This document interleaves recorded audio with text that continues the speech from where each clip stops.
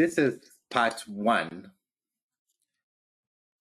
of the continuation of our series on By the Rivers of Babylon. We are now transitioning to the book of 1 Kings, 2 Kings, and we're going to tackle Solomon. Anytime we mention Solomon, the word wisdom comes to mind. Solomon is known for his wisdom. We are told that people traveled from all over. The Queen of Sheba came all the way from Cush, modern day Ethiopia, to come and listen to Shlomo's wisdom. But you notice that I put a question mark. The wisdom of Solomon? Why is that? Okay, I'm going to read 1 Kings chapter 3. I want us to first look at it from a layman's perspective. Don't put on your critical scholar's cap right now. Right now, I want you to look at it as a lay person. So don't use all the techniques to decipher. I'll read the narrative and then I will try to answer the question how Solomon solved this issue from a layman's perspective. And then we'll take it from there. This is a narrative that we are all familiar with, I would say. 1 Kings 3. We're going to read it a few times. So just pay close attention to what it says. And Solomon became allied by marriage to Pharaoh, king of Egypt, and took Pharaoh's daughter and brought her into the city of David until he had completed building his own house and the house of Yudhevavhe and the wall of Jerusalem round about. Only the people sacrificed in the high places, because there was no house built unto the name of Yudhevavhe until those days. And Solomon loved Yudhevavhe, walking in the statutes of David his father. Only he sacrificed and burned incense in the high places. And the king went to Gibeon to sacrifice there, for that was the great high place. 1,000 burnt offerings did Solomon offer on the altar. In Gibeon, Yudhevavhe appeared to Solomon in a dream by night. And Elohim said, "Ask what I shall give you." And Solomon said, "You have done your servant David, my father, great kindness, as he walked before you in truth and in righteousness and in uprightness of heart with you. And you have kept for him this great kindness, that you have given him a son to sit on his throne, as it is this day. And now, O Yudhevavhe, my Elohim, you have made your servant king instead of David, my father. And I am but a little child. I do not know how to go out or come in. And your servant is in the midst of your people, which you have chosen, a great people that cannot be numbered nor counted for multitude. Give therefore your servant an understanding heart to judge your people, that I may discern between good and bad. For who is able to judge this your great people? And the speech pleased Yudhevavhe, that Solomon had asked this thing. And Elohim said to him, "Because you have asked this thing, and have not asked for yourself long life, neither have you asked riches for yourself, nor have you asked the life of your enemies, but have asked for yourself understanding to discern judgment. Behold, I have done according to your word. Behold, I have given you a wise and understanding heart, so that there was none like you before you, nor after you shall any rise like you. Awesome. And I've also given you that which you have not asked, both riches and honor, so that there shall not be any among the kings like you all your days. And if you walk in my ways to keep my statutes and my commandments as your father David did walk, then I will lengthen your days. And Solomon awoke, and behold, it was a dream. And he came to Jerusalem and stood before the ark of the covenant of Yud-Heh-Vav-Heh and offered up burnt offerings and offered peace offerings and made a feast for all his servants.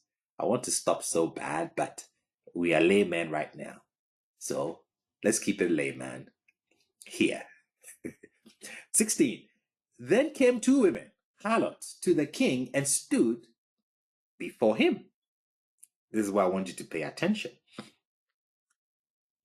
And the one woman said, "Oh my Lord, I and this woman dwell in one house, and I gave birth to a child with her in the house. And it came to pass the third day after I had given birth that this woman gave birth also. And we were together. There was no stranger with us in the house, besides us two in the house. And this woman's son died at night because she had lain on him.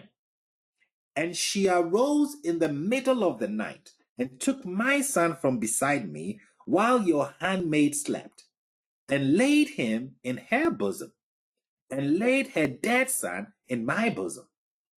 And I rose in the morning to nurse my son, and behold, he was dead. But I looked closely at him in the morning, and behold, it was not my son whom I had born." And the other woman said, "Not so. The living is my son, and the dead is your son." And this one said, "Not so. The dead is your son, and the living is my son." Thus they spoke before the king. And the king said, "This one says, 'This is my son that lives, and your son is the dead.' And the other says, 'Not so. Your son is the dead, and my son is the living.' And the king said, 'Fetch me a sword.' And they brought a sword before the king. And the king said, 'Divide the living child in two, and give half to the one and half to the other.' And the woman whose son was the live one said to the king, for her compassion was aroused for her son." Madam Pamela, this is our word today, compassion. And she said, "Oh, my Lord, give her the living child, and by no means slay him." But the other said, "Let it be neither mine nor yours. Divide it."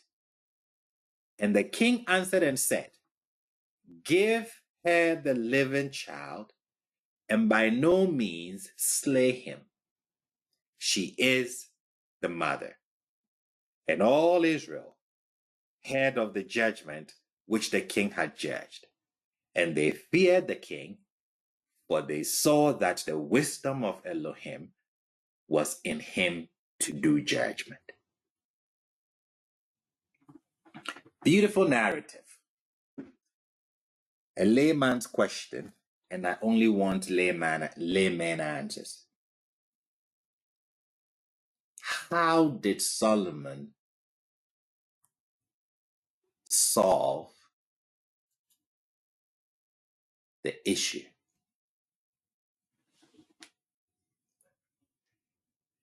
Bye-bye. Mr. Jibet. Yeah, first thing is I don't know if you remember, but you already did give like the answer for that issue. Yeah. Did again? I think you already gave us the answer here. One lesson before. I don't know which one it was, but I was listening to one of them and you gave the answer about this topic Yes. here. Keep Okay. Was it a layman's answer? No, right? I'm not sure. So, Okay. yeah, I You will just try layman answer. yes, layman, Um, just by looking at it. Layman's answer. yes, it seems that the the king um, choose the mother that showed the more love about the living child. Like you will prefer your child to live Yes. without you than him dying. Correct. I mean, it's just easy. What he does is, what he does is, like I've highlighted, he uses the compassion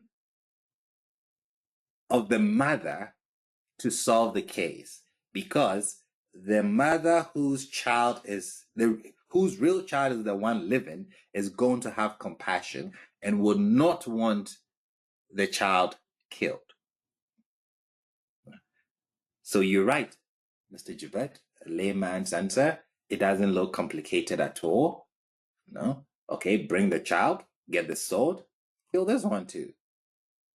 The one whose child it is going to have some sort of compassion and say, no, don't do it. Do you all agree with me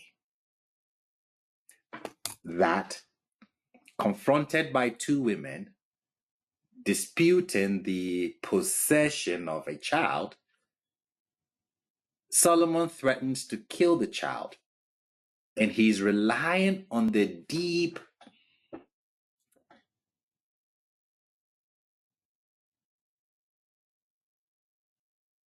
natural impulses of the maternal feeling to drive the natural mother to renounce her claim if this will save the child's life. This is what he's doing.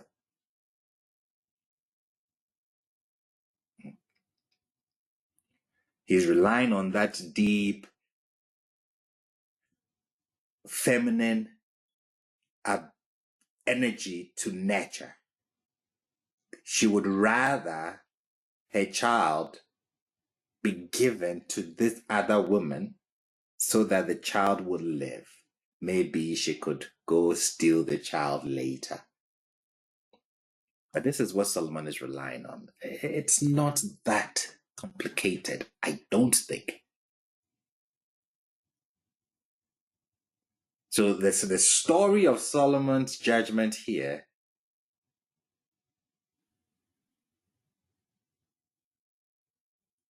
can only work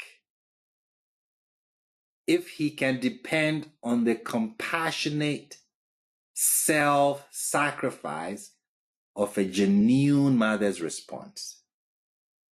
So the text tells us in verses 26, her compassion was aroused for her son. Her compassion was aroused for her son. And that is what Solomon was dependent on. Do we all agree? Layman's reading of the text. Agree. Okay. Now, the reason why I call it the layman's reading is because I disagree with the read.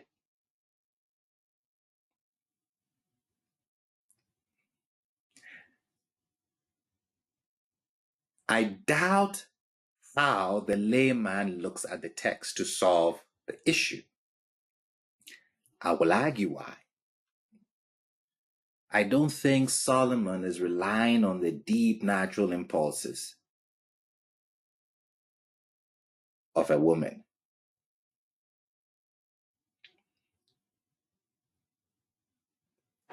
The layman's reading is looking at Solomon as if Solomon has godlike insight into human nature.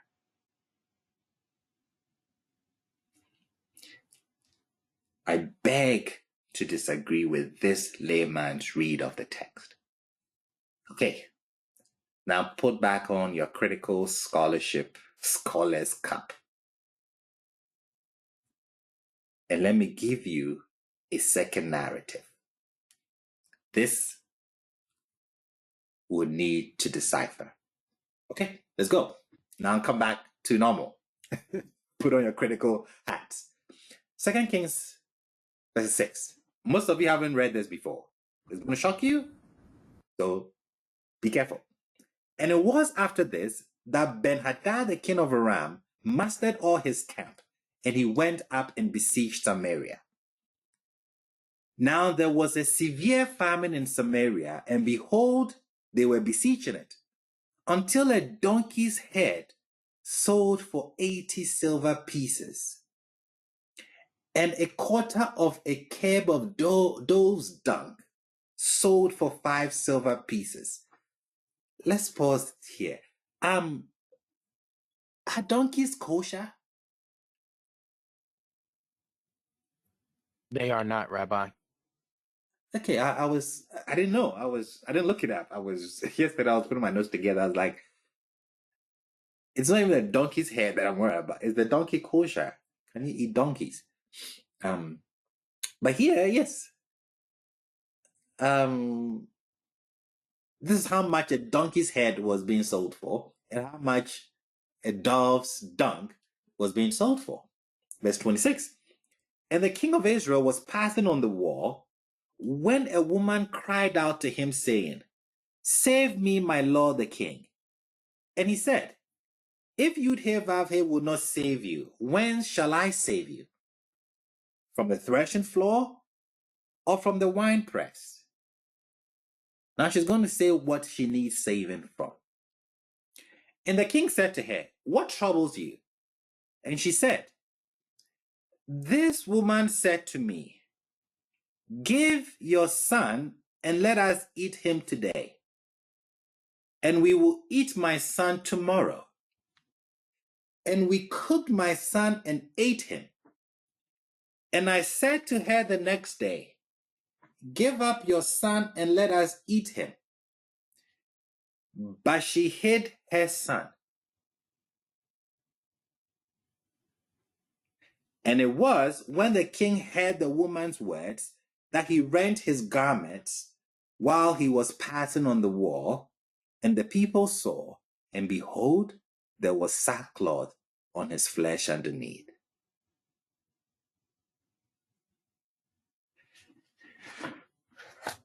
Okay.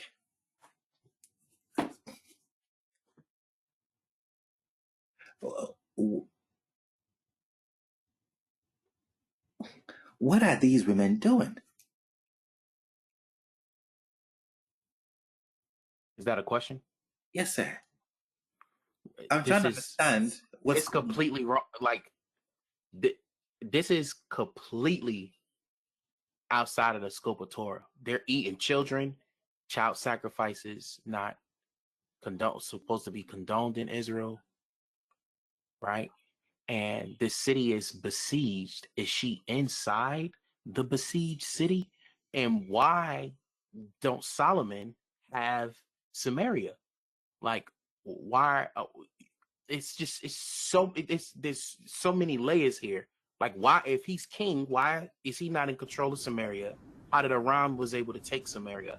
And secondly, donkeys are not kosher. They're selling donkey heads, and women are eating babies. It's problematic. So we have 3 issues here. okay. Jason. And it's referred to as Samaria and not the northern kingdom of Israel. You know, it's like there are definitely some layers here. Okay, awesome. Rabbi. Mr. Drew. Number one, this right here, 2 Kings is years after Solomon. Jeroboam has already taken over the north, but what happened is this are the lineage of the kings that are in the north.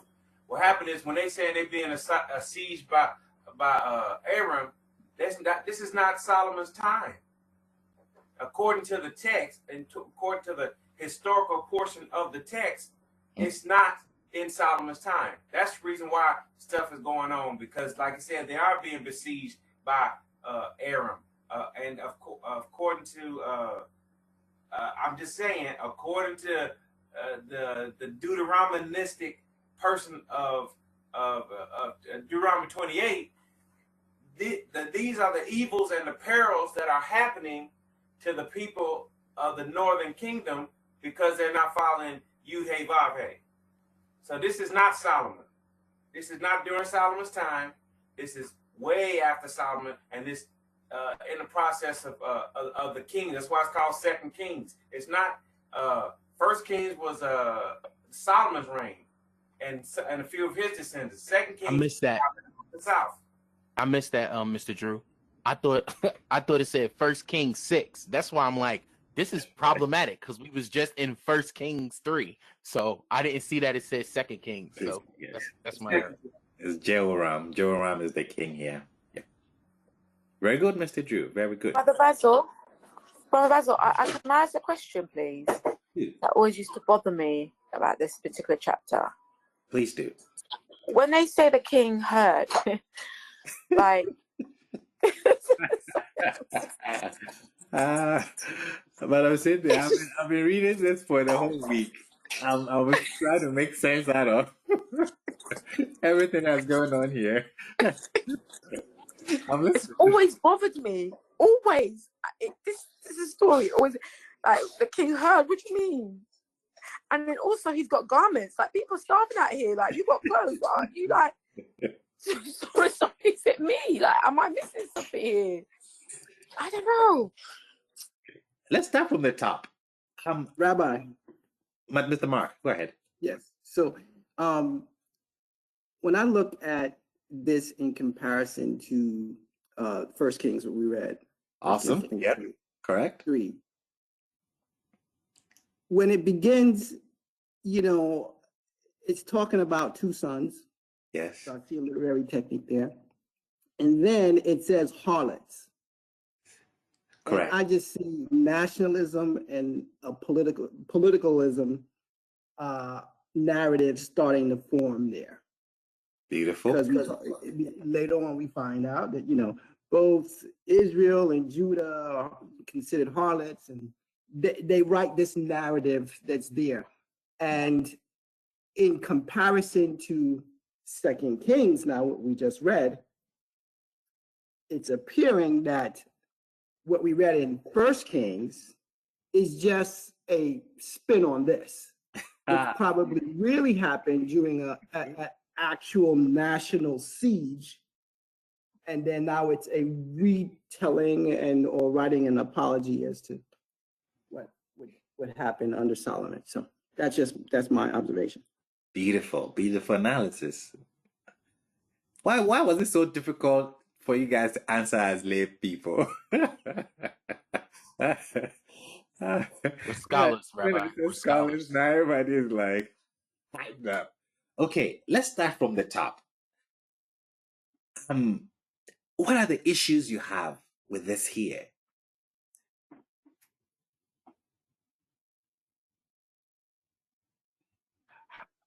How is he the king?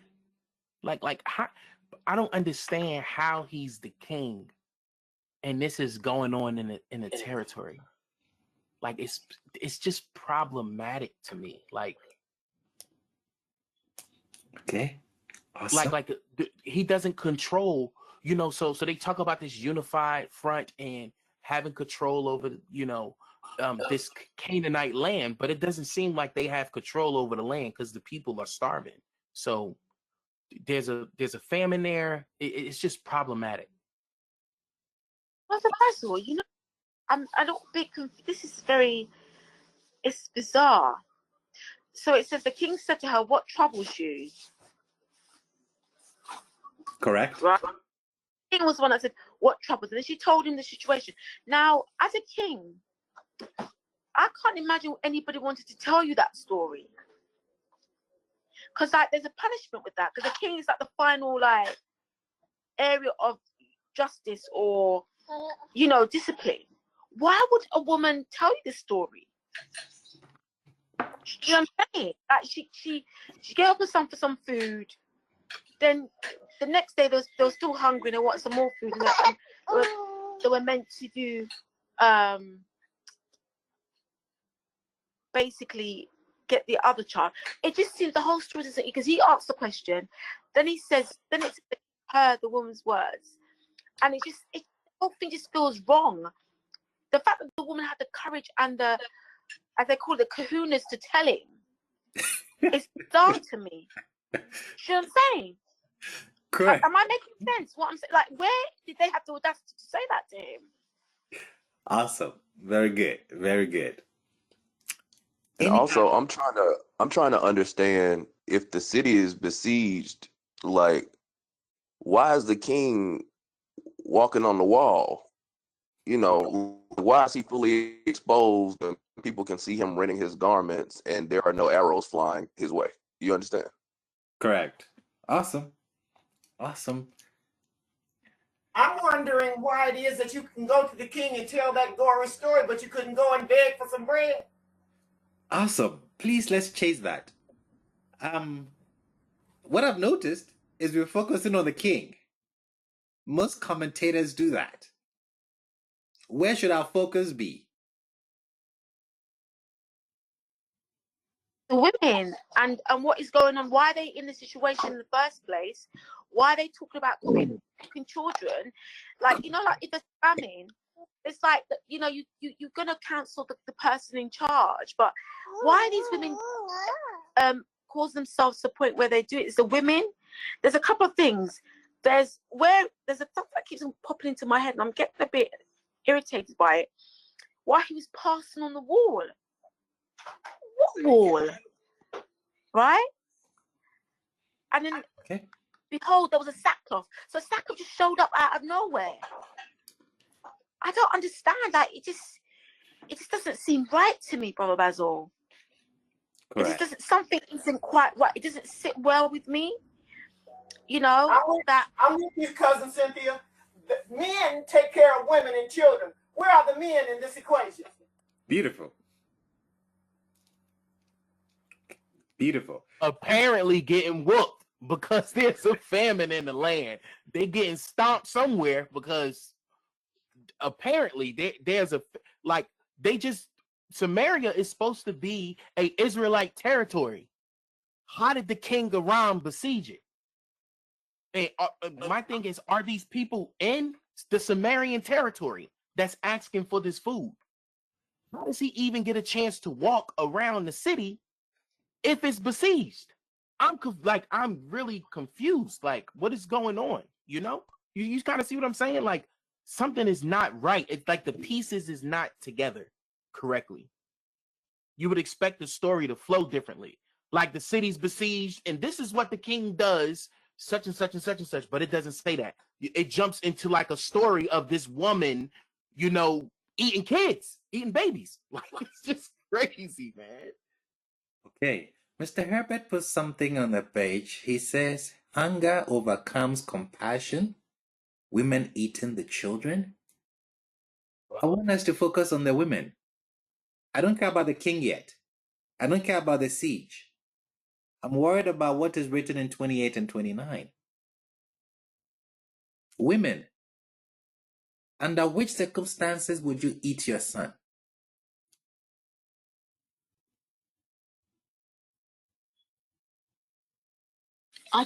Brother Basil, I have to see. I've got to just tell you now, like, you would rather, you know, you give yourself up for the child rather than the other way around. Like, how can you be living and your child, instead of you cooking up your child, like, and eating that? I mean, that just doesn't even feel right. Doesn't even, like, do you know what I'm saying?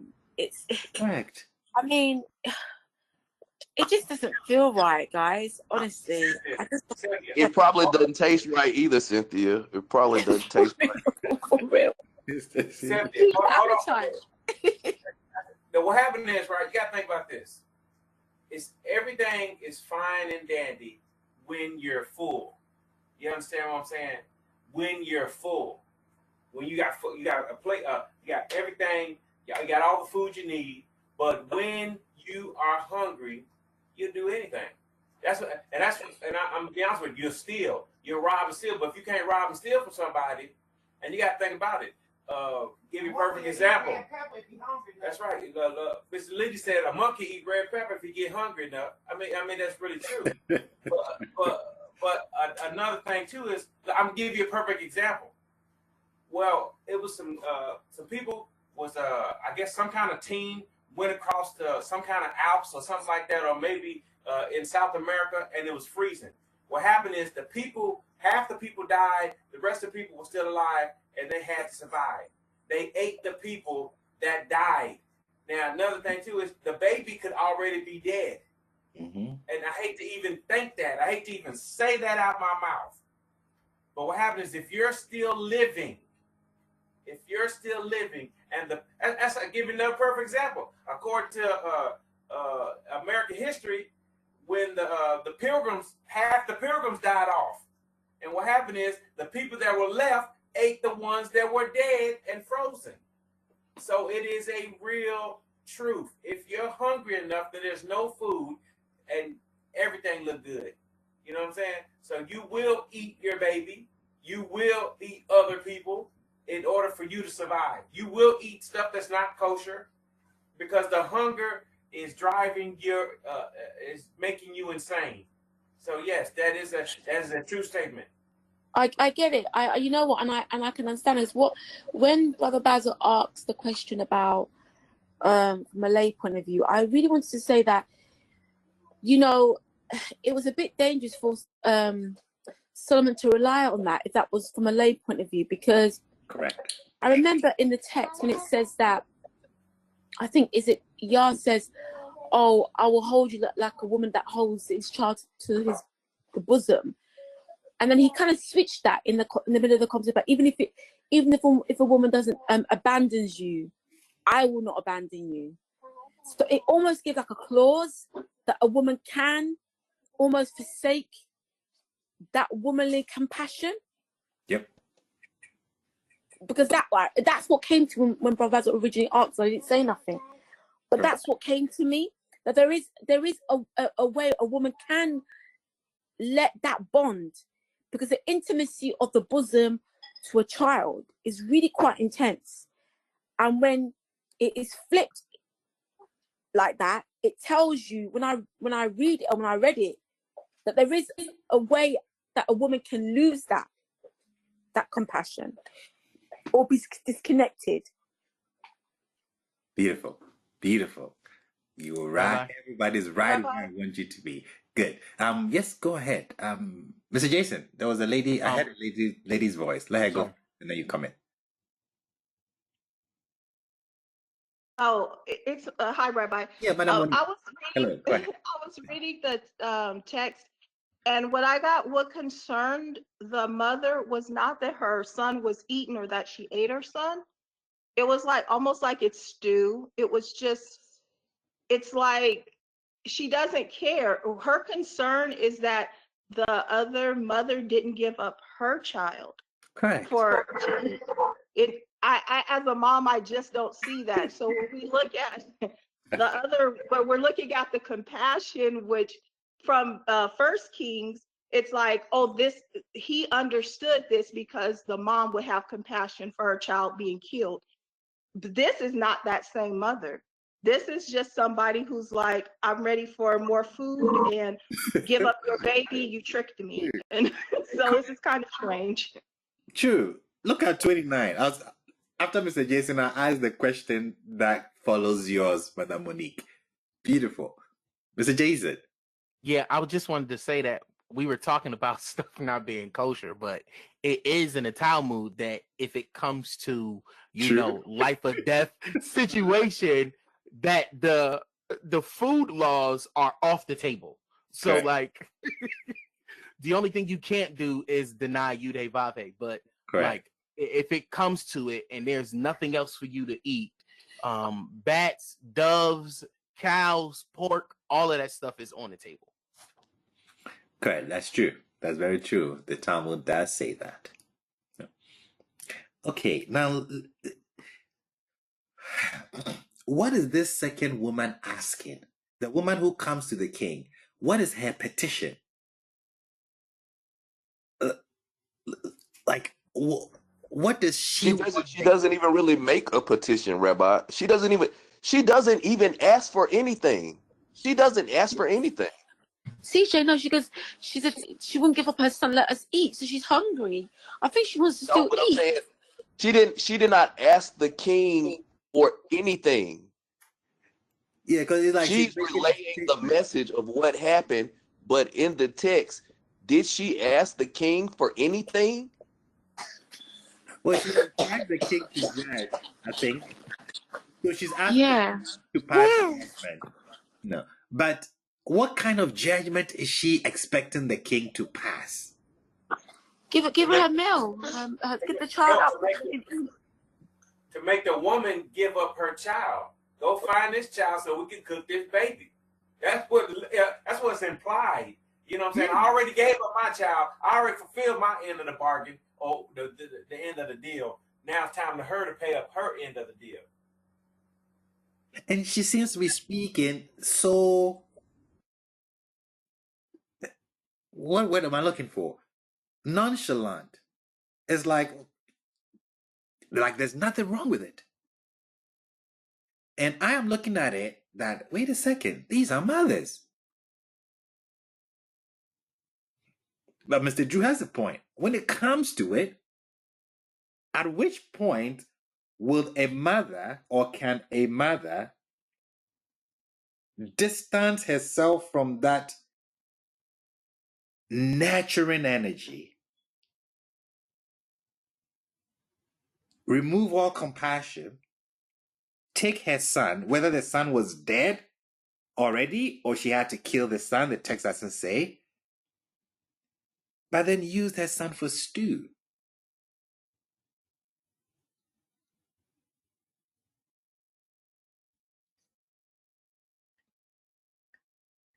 Rabbi, well, in times of war, people will kill themselves, or so like in slavery.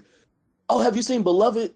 So sometimes, depending on what the situation is, like in a mother's or a parent's thoughts on what the future of the child might be or the future outcome, they might desire to take matters into their own hands and go ahead and end the situation. And even sometimes, though, when men go to war, they will leave the women with a sword or two or whatever, so that they might be able to kill themselves, so that they won't become slaves or be raped. So I suppose, like Brother Drew, there are points in time when you can make that separation. But I'm gonna be quiet now because I think I got excited about something. No problem. Mr. Drew, you wanted to say something? Yes, sir. What happened is, I live in a town right now. I see women leave their children all the time.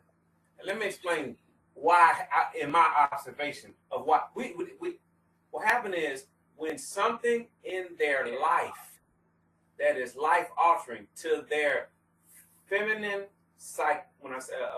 psychological makeup happens, they cut off all compassion and love for their children.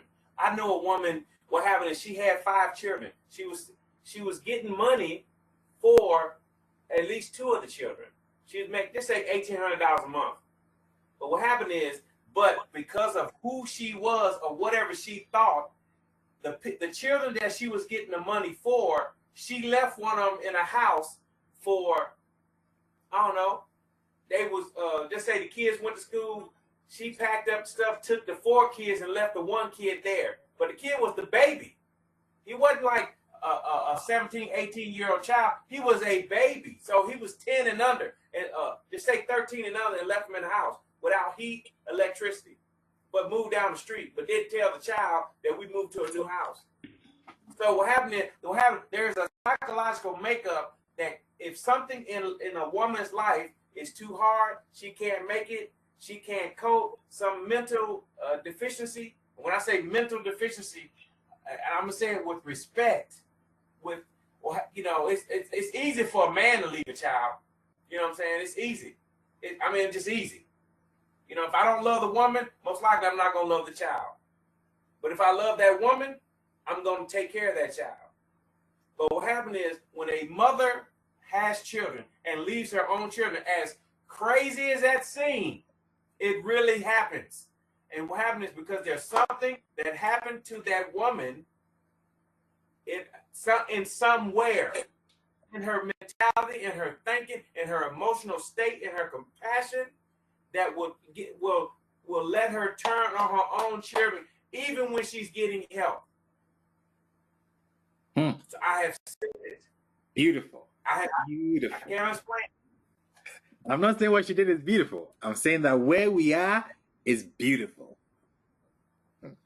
So, put Solomon here as the king. It's not Solomon who's the king. It's Jehoram is the king here. Put Solomon here as the king. What is his ruling going to be? Before we get to Solomon, Madam Cynthia pointed out, the king here is clueless. I mean, he is stunned by what he's just heard. You ate your children? Look at verse 30. And it was when the king heard the woman's word that he rent his garments.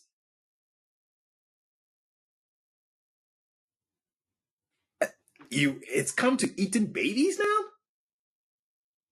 Okay, we are in the siege. There's no food coming in. That's what happens. The other nations will put on a siege so that you surrender. They cut off all supplies coming in into your walls. We understand that. But what ruling would you give as Solomon here?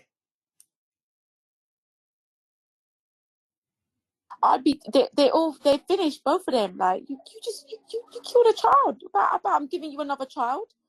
That child, in our modern reality, let's think about this in a modern reality. If we found out that two women were that hungry, they killed one and then one of them ain't been killed because the other one hid, they're all going down.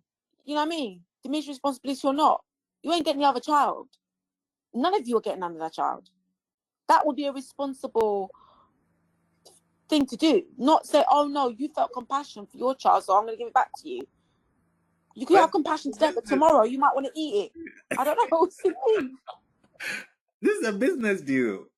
I mean, we shook hands. We ate my son. Now, you're backing out of the deal? Rabbi. Madam Alita. I think that when you mentioned the word compassion to Sister Pam earlier in this conversation, I've been mulling over that. The truth is, times have gotten so bad that it has changed the compassionate nature of a woman. Yes. And I think that's where this story, it galls us. That's what makes us sick. The truth is, women are innately compassionate. We are innately nurturing. We are innately all of those good things. And there are times that can happen and will happen and do happen that can change the actual genetic makeup of a woman and turn her into this beast. I think that's what this story says. The story says that there are times that we're going to come upon that you're not going to know women as women. You're going to know that. You're going to know her as a beast because she'll eat her child, just like any other dog or cat or whatever. But there are times when humans, genetic women humans, will lose their compassionate nature. And that's when it's horrible. That's when that's when the rubber actually meets the road. This is when it gets as horrible as it can most horribly be. And I think this is what that story says. They were at a place and a time when there was no, when women weren't women anymore. Beautiful. Brother Basil, can I ask you? Yes, one of second. What is it that would make, like, I'm trying to look at this from a more, not just about the story, but I know women can do this. I know they can, but I mean, what would make a woman psychologically go to that place and do this? Like, I'm not do this, but just, and I mean it even in figurative level where they do eat their child, you know, like they do something so heinous that, because we mentioned about women when it came to Jacob putting the different people, different members of his family in front, and then he knew that the women would fight to their death. Where we talk about the birds and how if you take the birds of she will follow you until you catch her, basically. Correct. So what I want to know is, what is it that will change that? What can really what is, I know it can, but I want to understand it. Does that make am I making sense, guys? Yes, you are. Somebody wanted to make a statement. Yes, Cynthia. Oh, go ahead. Oh no, Madam Jew. Go ahead, Madam. Cynthia, if you judge everybody by your reactions or your expectations of what you will do, that you're setting yourself up for disappointment. There is no understanding of this. You're trying to understand something that's completely biologically, genetically, you can't do. So here it is. Anytime that you put on an expectation on another person of what you'll do in a situation, you set yourself up for disappointment. These women are not you, and they could not do what you do, and they could not think like you think, and you could not think like they think. You can't understand this. You cannot understand it. You cannot understand this, because of course this is not in your nature. This is outside of nature. This is outside of all probability and all things logical and all things rational. So no, you cannot understand it. So you can stand here all day and try to argue this point. This is a moot point. There's nothing to understand here. Things had gotten to the point where there's no more understanding. You turn into this crazy beast. You turn into this mad woman of Borneo, and you eat your child. But it's so extreme. It's so bizarre. It's so weird. We cannot understand it. We can't. So that being said, never put your expectations that you have on someone else. You'll be disappointed every time. That's your disappointment, though. And you're not in the same condition that these people are in. Situation. Not the same situation. Ever. You're not in their situation right now. Unless you have lived or been in their situation, or unless you have experienced pain, that some of these people have experienced pain, no matter what it is, then all you can be is in disbelief and in bewilderment and amazement of the actions that they do. Now, what happened is what you see them do. But then what happened is, until you go there, if you have enough bad people interact with enough good people, the bad people will affect the good people, and the good people will do something horrible just so the bad people leave them alone. So that's what I'm saying. So if you've never been in a situation, just live long enough, and you will feel it, and you will see it. You will have experience. Just because we read something like, "Oh wow, that's so crazy," I don't see how they did that. Oh my sister, living. Keep living. Keep living. Mm-hmm. Some people will take you somewhere. Some situations will bring you so low that you lower than a pregnant ant. So I'm just saying is that there are so many conditions in life that can take us in and out of trials and tribulations that will make you give up on your children because of the pain that they're causing you, that you think they're causing you, that you feel that they're causing you. Lord have mercy. You understand what I'm saying? And the things that your children will do to you. Because the children think that they're right and they're dead wrong. You know what I'm saying? Because of some mistake that you have made as an adult that has affected the child, but then they'll throw that back up in your face. Well, I remember back when I was in the 7th grade and up to scrunchie, you said this. You forgot all about the conversation. But what happened is your kids will take you somewhere. Oh my God. Your relationship with your kid. Another thing too is, I'm gonna just say this out loud from a dad perspective, layperson perspective. If you do something evil in the sight of God, what happened is He'll get you back through your children. Live wrong. I'm just saying. I'm saying that from a spiritual perspective in my life that I've seen. If you do something evil and not keep God's, the Most High's commandments that you think are his commandments to the best of your ability, your children will clown and cut the food. Totally something different. You the one cut up, but your children cutting up on you. So I'm just saying, and like I said, like, Lord, please take these kids. You know what I'm saying? But that's something based on what I have done. So yeah, that's what I'm saying. I'm just throwing it out there. I'm gonna quit preaching. Please carry on, sir. Awesome. So we see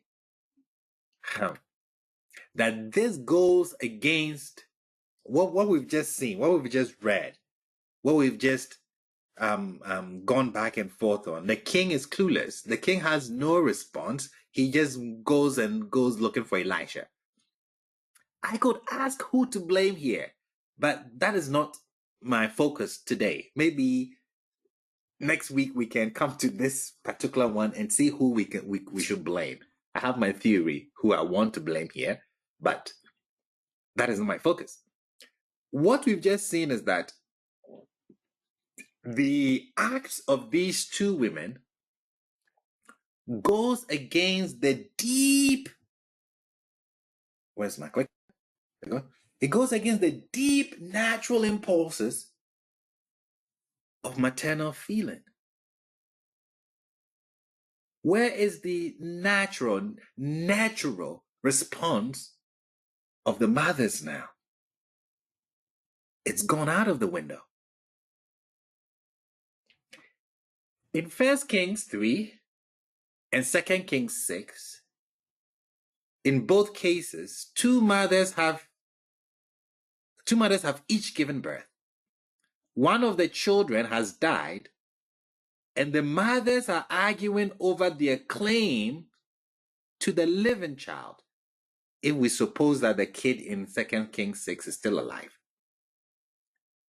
My point is that Solomon's godlike insight into human nature or nurture would be useless in this topsy-turvy world of this narrative.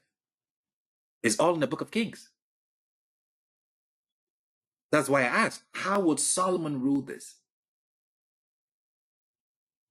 Very difficult.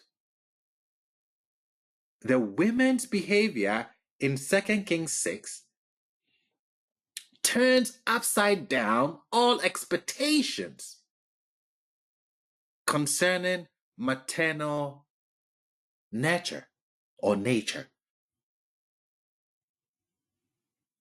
What we have here is a business deal gone wrong. I repeat it. What we have here is a business deal gone wrong. And as most of you have said, when it comes to sustenance, humans do things you won't think they could do. When it comes to sustenance, humans, not just only women, humans, we do things that are mind-blowing.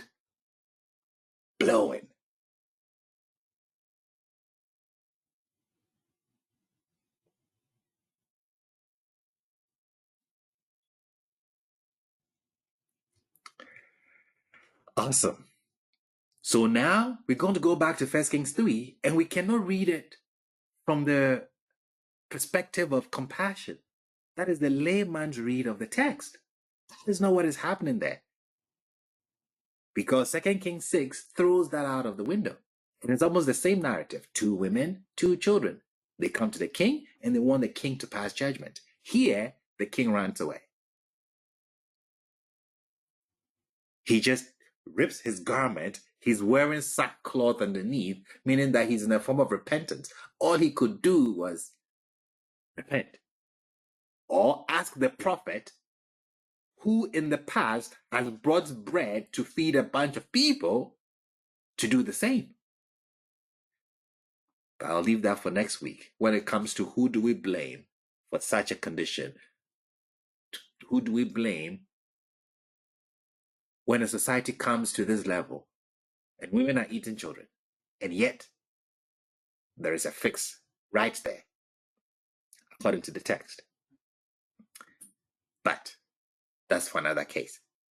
So what we see here is a business deal gone wrong. Now let's come to 1 Kings and let's look at it from a critical perspective. Solomon became allied by marriage to Pharaoh, king of Egypt, and took Pharaoh's daughter and brought her into the city of David, until he had completed building his own house, and the house of Yudhevavhe, and the wall of Jerusalem round about. Only the people sacrificed to the high places, because there was no house built unto the name of Yudhevavhe until those days. And Solomon loved Yudhevavhe, walking in all the statutes of David his father. I wonder what those statutes are. Only he sacrificed the burnt incense in the high places. Put that in your spirit. It's important. And the king went to Gibeon to sacrifice there, for that was the great high place. 1,000 burnt offering did Solomon offer upon the altar. In Gibeon, Yudhevavhe appeared to Solomon in a dream by night, and Elohim said, "Ask what I shall give you.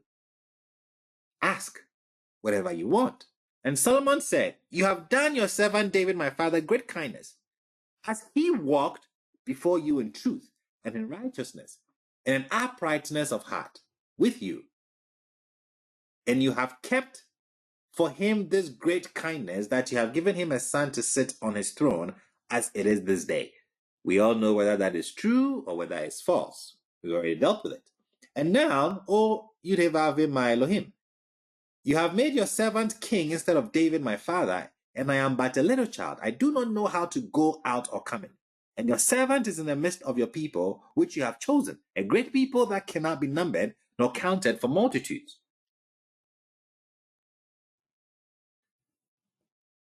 Give therefore your servant an understanding how to judge your people, that I may discern between good and bad. For who is able to judge this your great people?" And the speech pleased Yudhevavhe, that Solomon had asked this thing. And Elohim said to him, "Because you have asked this thing, and have not asked for yourself long life, neither have you asked riches for yourself, nor have you asked the life of your enemies, but have asked for yourself understanding to discern judgment. Behold, I have done according to your word. Behold, I have given you a wise and understanding heart, so that there was none like you before you, nor after you shall any rise or arise like you." Beautiful. We're almost there. "And I have also given you that which you have not asked, both riches and honor, so that there shall not be any among the kings like you all your days. And if you walk in my ways, to keep my statutes and my commandments, as your father David did walk, then I will lengthen your days." The moment we hear this, we know that the Deuteronomistic authors are on the stage. The condition tells us that the account of Solomon's dream is from the hand of the Deuteronomistic author, because they make things conditional. When you do this, this is what your eye is going to do. If you don't do this, this is what your eye is going to do. We saw that there were no conditions when Nathan spoke to David. We had conditions later on, and we did explain that, so I wouldn't go into that. Now my focus. "And Solomon awoke, and behold, it was a dream. And he came to Jerusalem and stood before the ark of the covenant of Yudhevavhe, and offered up burnt offering, and offered peace offering, and made a feast for all his servants." Now, the story of Solomon's dream is followed by an illustration of his wisdom in the judgment of the two women who each claim that a child is theirs. So, Mr. Mark says, why not stay in Gibeon? We'll come there, Mr. Mark. So, Solomon has prayed for wisdom. We are told that he's been given the wisdom. Now he's going to prove the wisdom to us. Let's look at the case very carefully. Then came two women,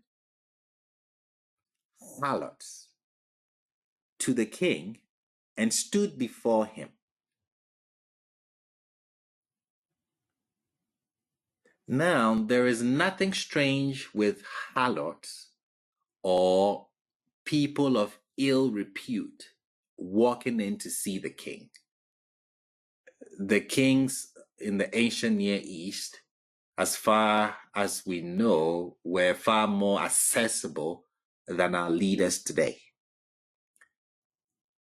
The text, notice, the text identifies them as harlots, which is key to our story.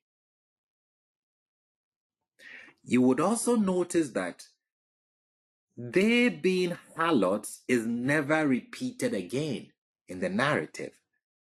It's not repeated again. This means that it is not used as their identity.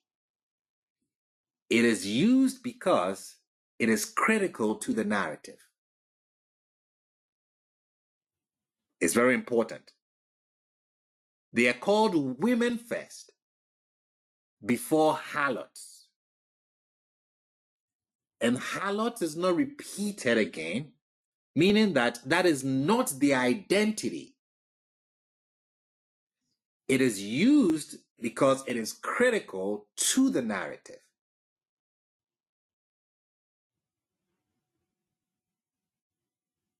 Okay. 17. And the one woman said, "Oh, my Lord, I and this woman dwell in one house, and I gave birth to a child with her in the house." Question: what kind of house is this? Is it simple prostitution? Like, because the word harlots is similar to, like, it's I'm trying to get the words out, like the correct. temple prostitutes. Yeah, you're correct. Like, yeah. Mm-hmm. Okay. Yeah, you're correct. So what kind of house would this be?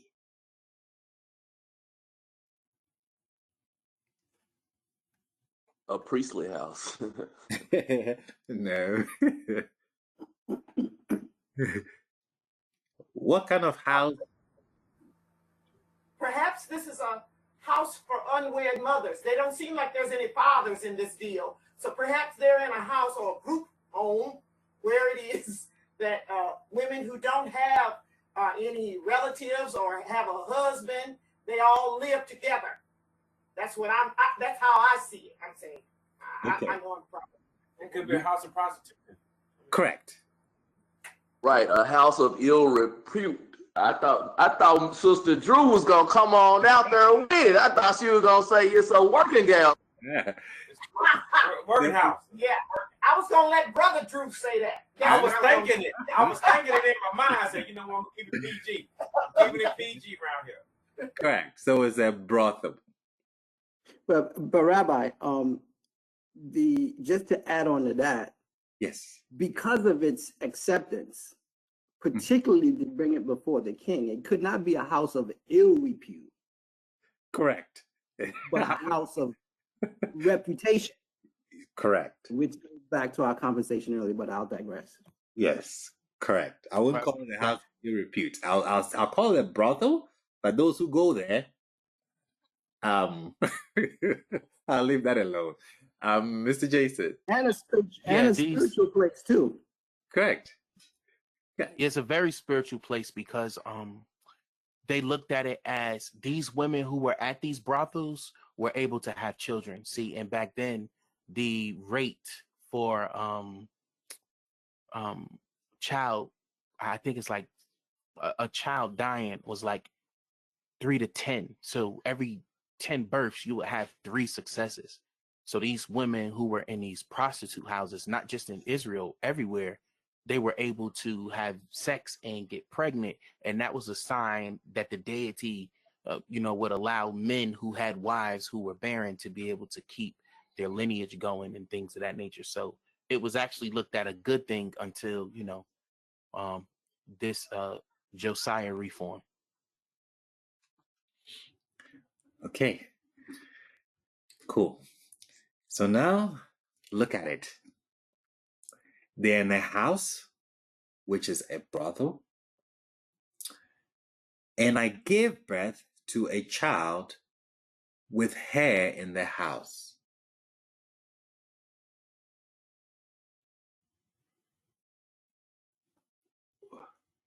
What is the issue with this pregnancy?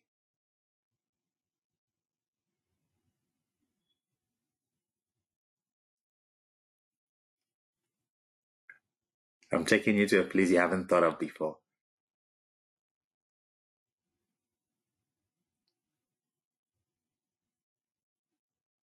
So, brother, what did you say?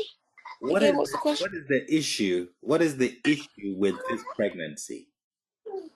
There doesn't seem to be anybody like professional with them, like helping them. How did you give birth to a child? Like like in Egypt, we said that the Professionally, midwife. issue with it.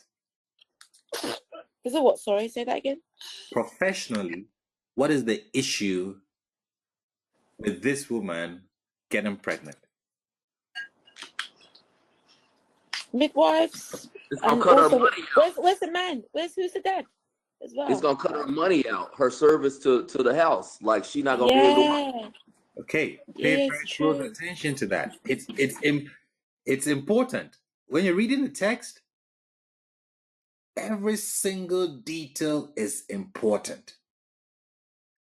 It is not good for business for a harlot to get pregnant and give birth. Yeah. It's not good for business at all. Okay, now follow me carefully. She said, I and this woman dwell in one house.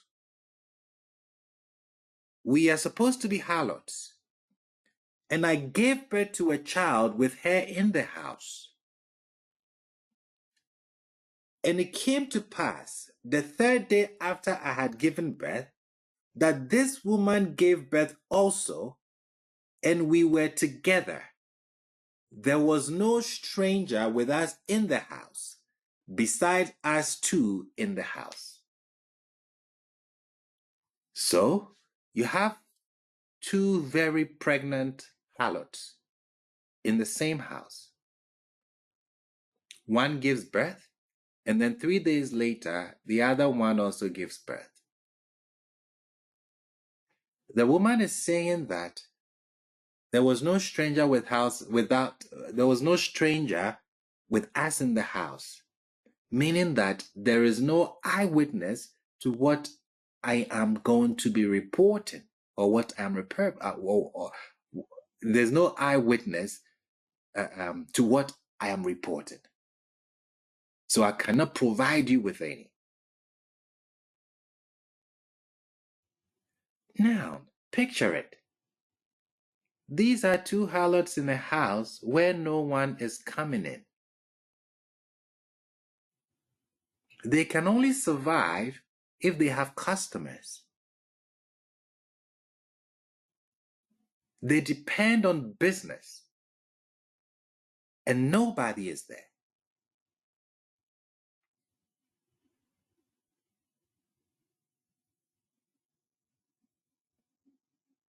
Okay.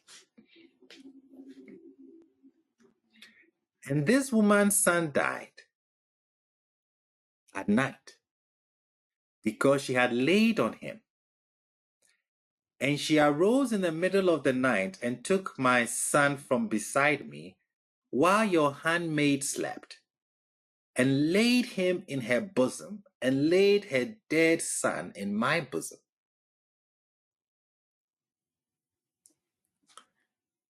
If you are the other lady's lawyer, what will be your response to this claim here? Well, ma'am, if you were asleep, how do you know who did what? Beautiful. If she was sleeping, she couldn't have known what took place. So what she's doing here is she is reconstructing what happened, what she thinks happened.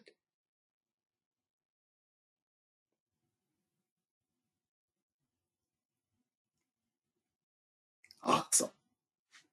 Let's move on. And I rose in the morning to nurse my son, and behold, he was dead. But I looked closely at him in the morning, and behold, it was not my son whom I had born. I believe there are some features that only a mother can recognize. She recognized it, and she said, "This is not my kid."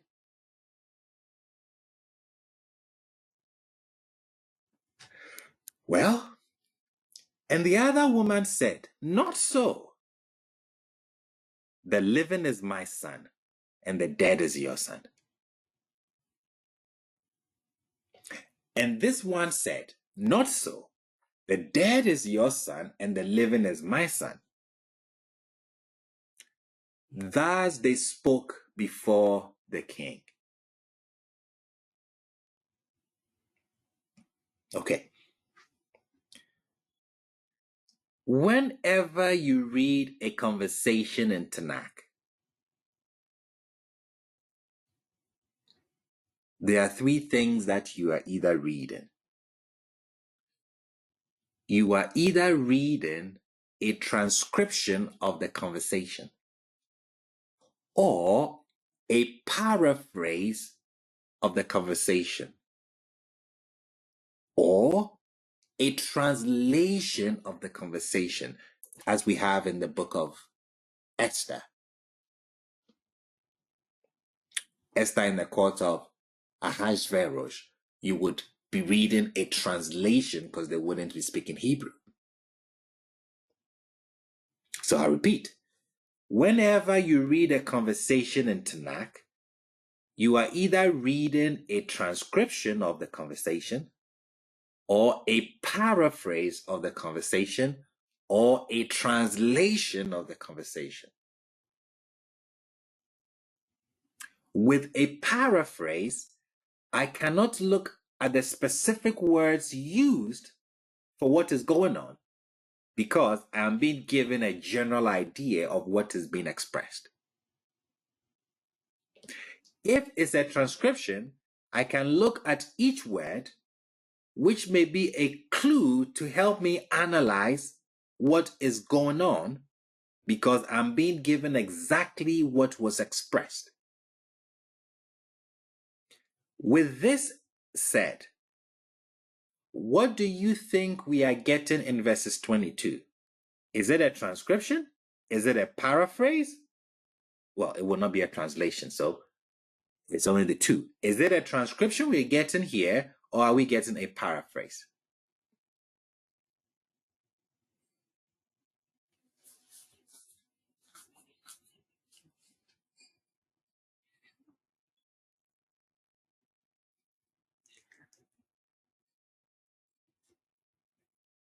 Any takers? I'd say it's a transcription because we're able to look at each word, which may give us a clue. And if I'm wrong, the reason why I say transcription is because you made it a point to point out the word harlot and state how everything that's in the text is important to unraveling the true meaning. So that's where I'm at. I think it's a paraphrase because the women are not identified in the text, so there is no direct relation to them actually saying something. It just says the woman. What woman? Normally it'll say, and Brenda said, or and Josiah said, which would make it more of a transcription, I think. Okay, cool. I also think it's a paraphrase too.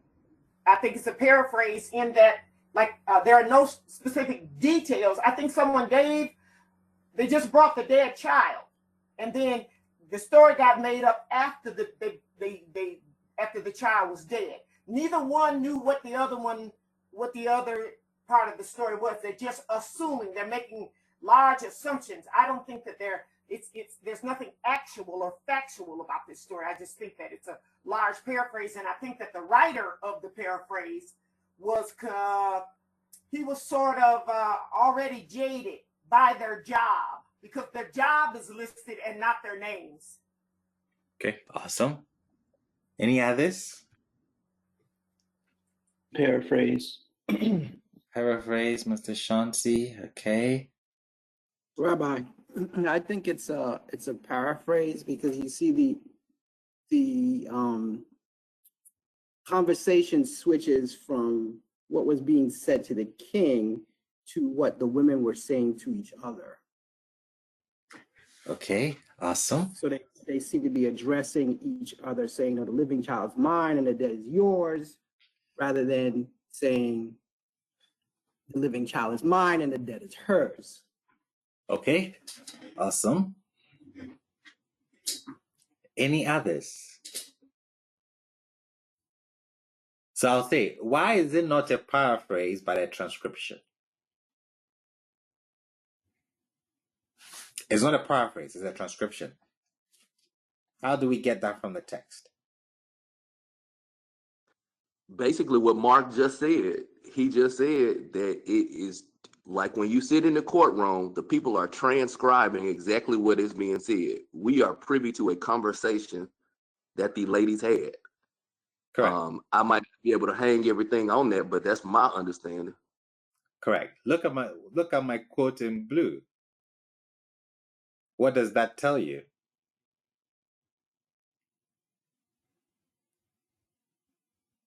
They had a conversation.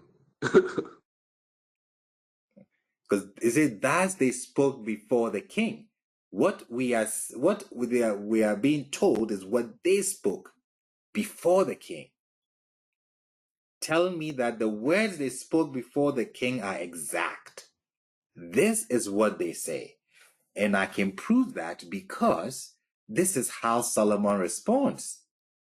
And the king said, "This one says," and he's going to quote them verbatim. Let's go to 22. "And the other woman said, 'Not so.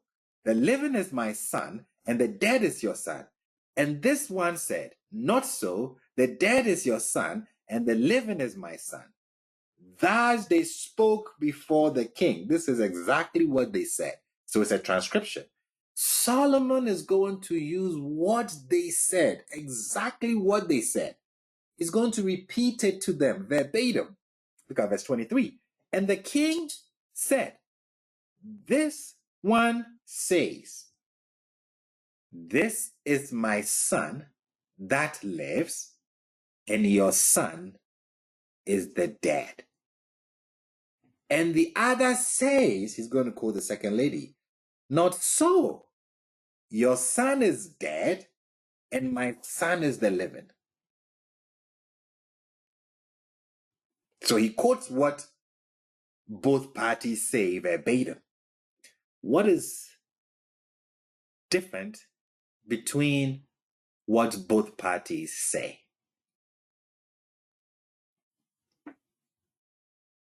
Rabbi, Mr. Drew. what happened is the one woman puts her child closest to her first. You know what I'm saying? Like the living child is first, and then the other woman's child is dead. The other woman said it had a reverse. You know what I'm saying? I'm trying to make sure I get it. You're saying that the dead child is hers and the live child is mine. You feel what I'm saying? That they flipped it. Correct. Solomon gets that. He hears that. He sees that. They are both saying the same thing, but the order is different.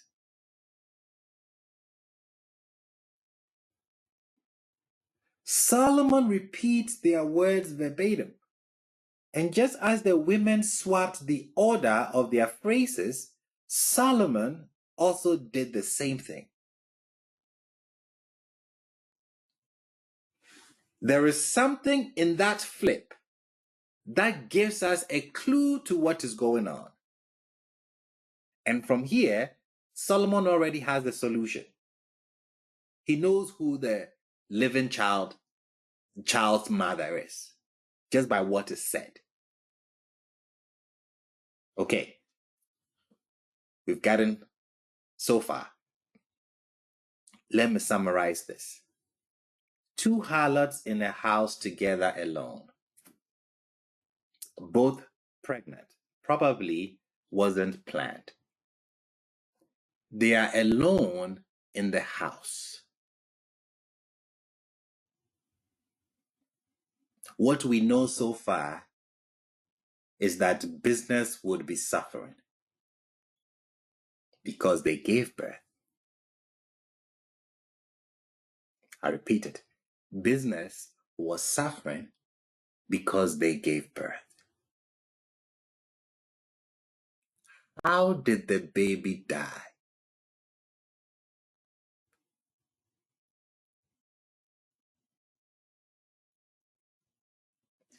The woman who killed the baby, how does the text tell us it happened?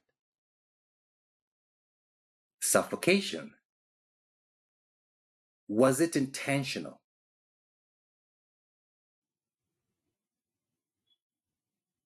Think carefully before you answer.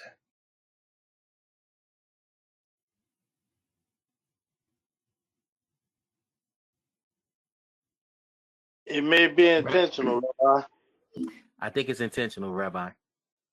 because Okay. there was no money coming in. Yeah, she's a harlot. She got to get rid of the baby. She cannot have the baby Beautiful. if she's being a harlot. If you think of the other story, it's intentional. Beautiful. So, Then why put him to fight for it? correct.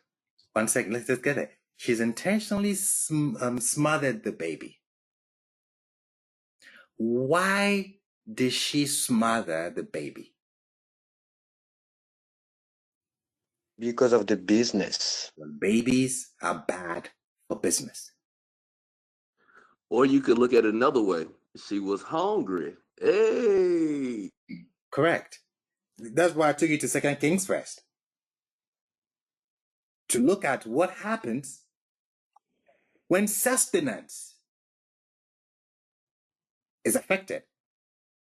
Not only mothers, humans will do what we don't think they would do for sustenance. So the mother, look at this, it's a beautiful narrative. The other mother, smothered her baby to death intentionally. She switched the babies.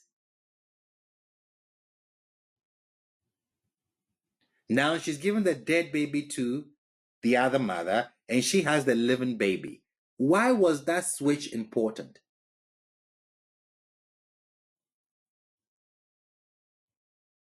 It was her turn to kill the baby. Could the other mother go through with the killing of the baby? Nope. So what do you think would have happened the next night?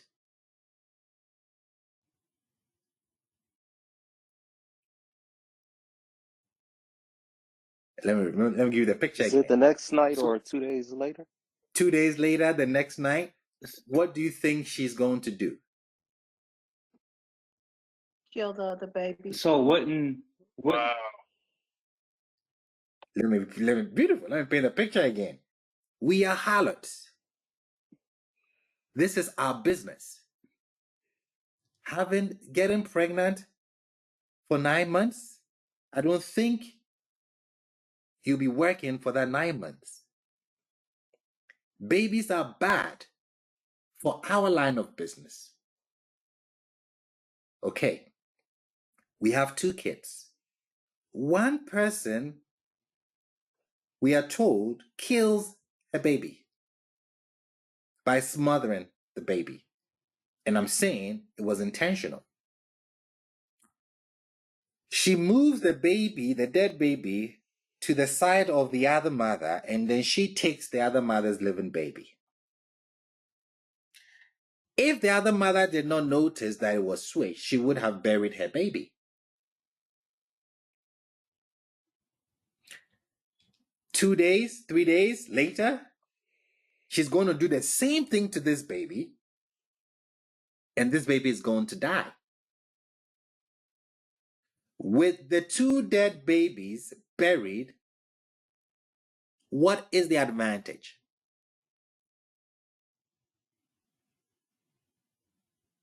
So, Rabbi, I have a question. Before you, Sure. Before your question, what would be the benefits of the children not there? We are back in Get on with their business. work. They're back. Yeah, back to work. Okay, beautiful. Fresh fish now on the market. But why is one of the women the only one taking on the responsibility of smothering? Why is it just this one woman, one of the harlots, and not both of them doing it together? Correct. Is she just a serial killer? I don't understand. No, they live in one house. Maybe the other woman doesn't want to go through with the plan, but it's affecting her pocket.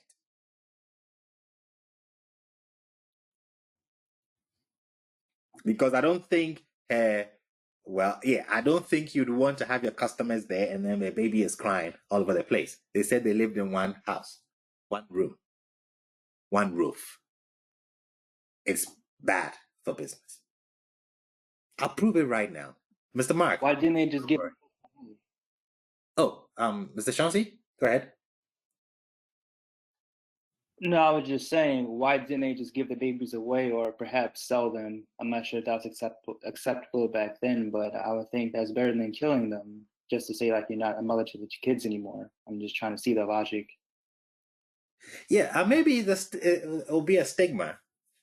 They are harlots. They don't know the father who would take them. Could be. I don't know. Mr. Mark, please go ahead. Thanks, Rabbi. So I'm just curious as to what the one mother might have been doing away from her child long enough for the baby to be switched. She said she was asleep. Perhaps back to work. No, she said she was asleep. So the narrative, she said she was sleeping. And this lady suffocated her kid and then switched. When she woke up to nurse, she found out that this had happened. Oh, okay. Got it. Thanks. Okay, so what we've just figured out, this was intentional because it's bad for business. Okay, now look at Solomon. And the king said, "Fetch me a sword." And they brought a sword before the king. And the king said, "Divide the living child in two, and give half to the one and half to the other." And the woman whose son was the living one said to the king, for her compassion was aroused for her son, and she said, "O my lord, give her the living child, and by no means slay him." But the other said, "Let it be neither mine nor yours, divide it." Why could she say so? Because she's the killer. Because she's cold-hearted. Yeah, she's she's gonna smother it anyway. She don't business. She's the one that does the dirty deed. That's business. Is she looking to have a living child? No, she doesn't want it. She wants the child dead anyway. But then the other one doesn't want a living child either, but she doesn't have the guts to do it. So here we are. So you see where I'm coming from. It's not that she wants the child alive. No, she's saying that, no. Now look at her mindset.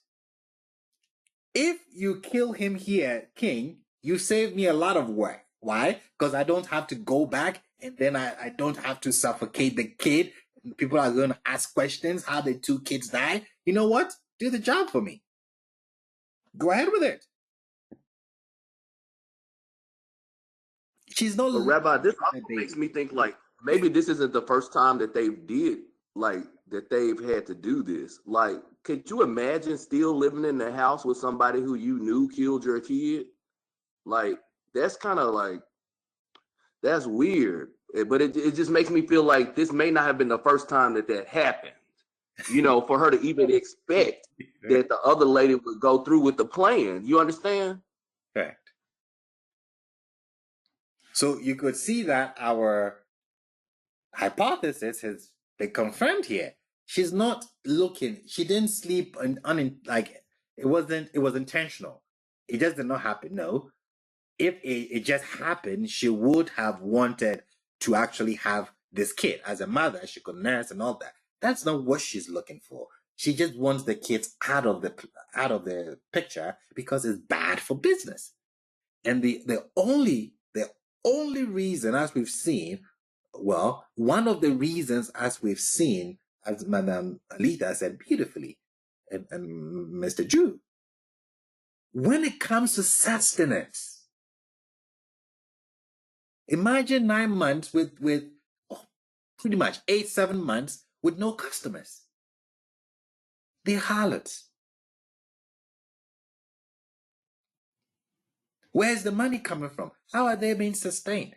Now they have the kids. So this woman has turned off this compassion that the lay person reading it would have said, this is how Solomon solved it.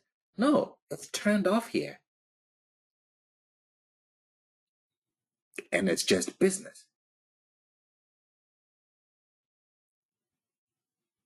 So why kill the baby? I've got something to.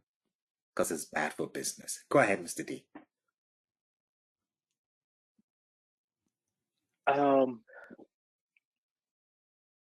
Now, that David didn't and Solomon, they didn't ban everything, and I know some they had some religious practices where the priests were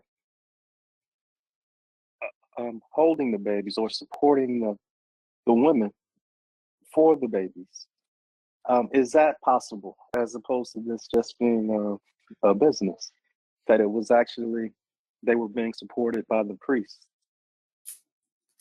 I wouldn't say all the harlots were. I wouldn't say maybe they're their favorites, of course. Maybe the owner of the brothel, of course, which Rahab will fall into that category. And sometimes the harlots were important, very important people in the kingdom. So it depends on if you're working for the brothel or you own the brothel. I think these two just work there. Rabbi? Madam Alita. I also think that the first kill is the hardest. It gets easier after you do it more than once. If you do it and over, I don't think this was her first rodeo, and I think that killing was used as birth control. Well, there was no pill to take. So in the event I got caught in the situation of already being pregnant, and what was I gonna do? Killing was my only option. It was abortion, or then wait to the full term and then kill the baby. So I think they were in this cycle. This is what whores did. This was a part of what they took on when you took that on as a profession. This was a part of it. This was par for the course.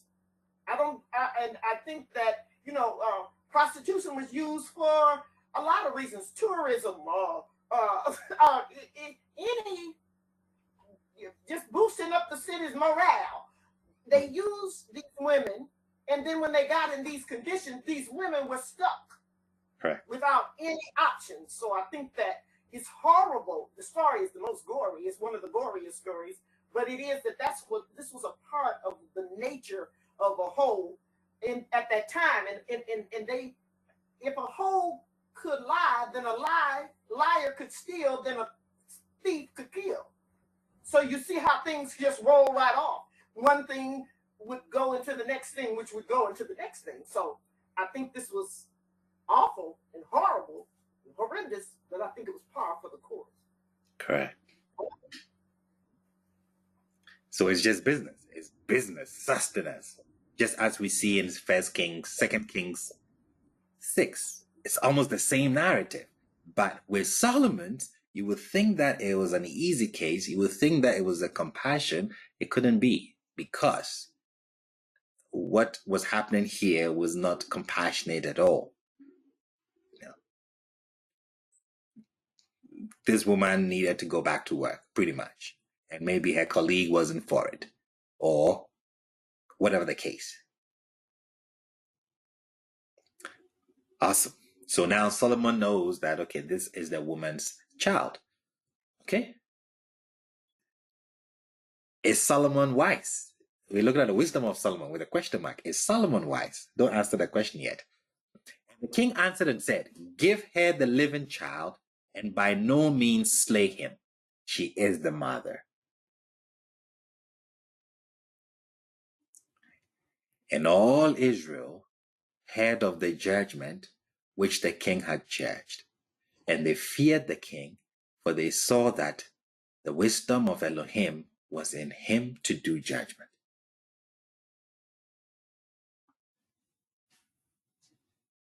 Solomon eloquently asks for wisdom to rule God's people. And we traditionally read this narrative as an appropriate illustration for the wisdom given to King Solomon by how he judges the case. But are we missing something?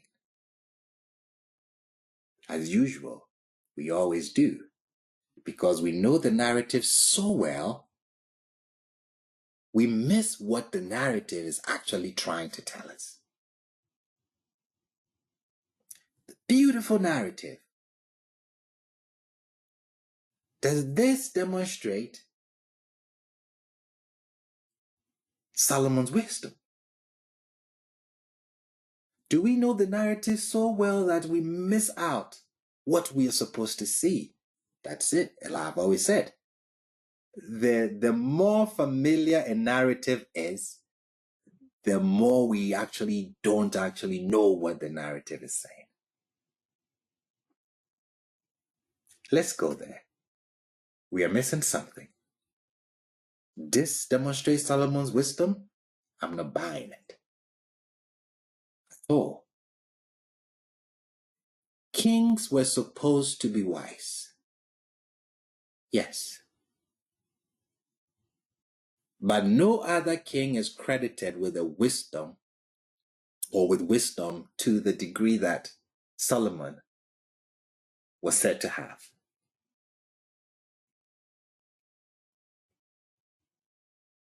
Wisdom literature was associated especially with scribes at the royal court. So usually it's not that the king himself has wisdom, it's just that the king has a bunch of scribes around him who write, who collectively portray the wisdom of the court. Other kingdoms, like Egypt, were well equipped with scribes. It may be that Solomon established a scribal school in Jerusalem, just as the Egyptians had. It may be. I don't think so. I would argue my reasons later. But wisdom was an international phenomenon, fostered especially at the royal courts.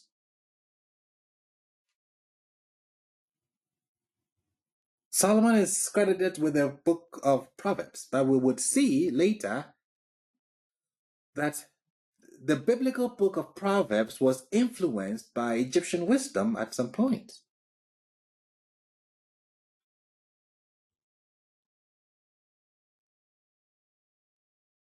Okay.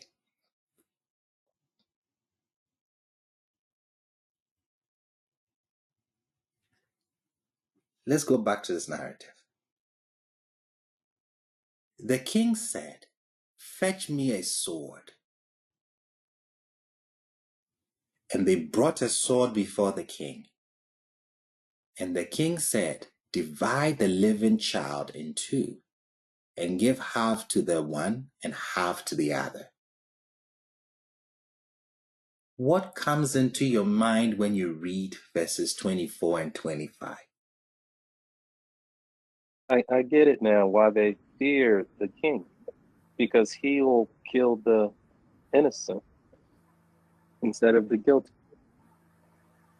What I got is that there were more than just the king there. There were other people there to witness this. So when he sent somebody for the knife, he told somebody else to cut the baby. So those very people could be the ones who gave him the wisdom, or gave him the answer, or gave him the anecdote.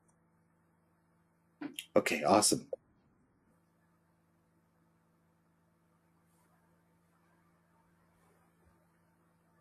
The people writing are writing after the fact. After history has taken its course. They're writing after the fact. With that in mind, I'd ask my question again. Fetch me a sword. Divide the living child in two, and give half to the one and half to the other. What comes into your mind? What is being divided? A divided monarchy. Are they dividing the kingdom in two, or children in two?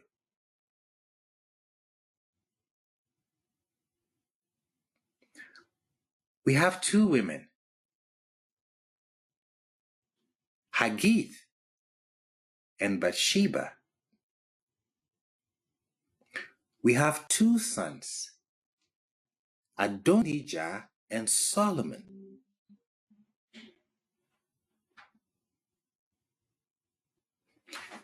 The rivalry between these two harlots, or these two mothers, mirrors the implicit rivalry between the two queen mothers, Haggith, whose son is Adonijah, and then Bathsheba, whose son is Solomon.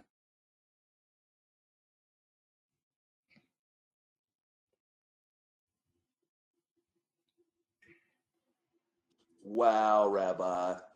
Wow. This is why people like wisdom. And you got it, brother. This is why people like wisdom, because when you break it down, it wows you. It's like, wow. Okay, beautiful. Now, Mr. Jabet, I hope he's still here. The Deuteronomistic writers, they've put a parable in what they're writing. They hide elusive clues in this narrative of the two women, that is the harlots. That seems to expose Solomon's massacre in the divided kingdom. They are not showing Solomon's wisdom, they are critiquing Solomon. I repeat this. What we've just read is not to demonstrate Solomon's wisdom, is to critique him.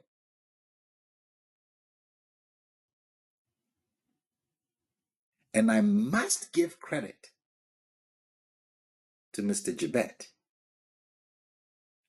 His email that we read, his analysis of the scribes' possible hiding or exposing of the truth in the Bathsheba and David episode. If you remember his email, he says the clues are so many that you would think that they've left it there for us to notice it.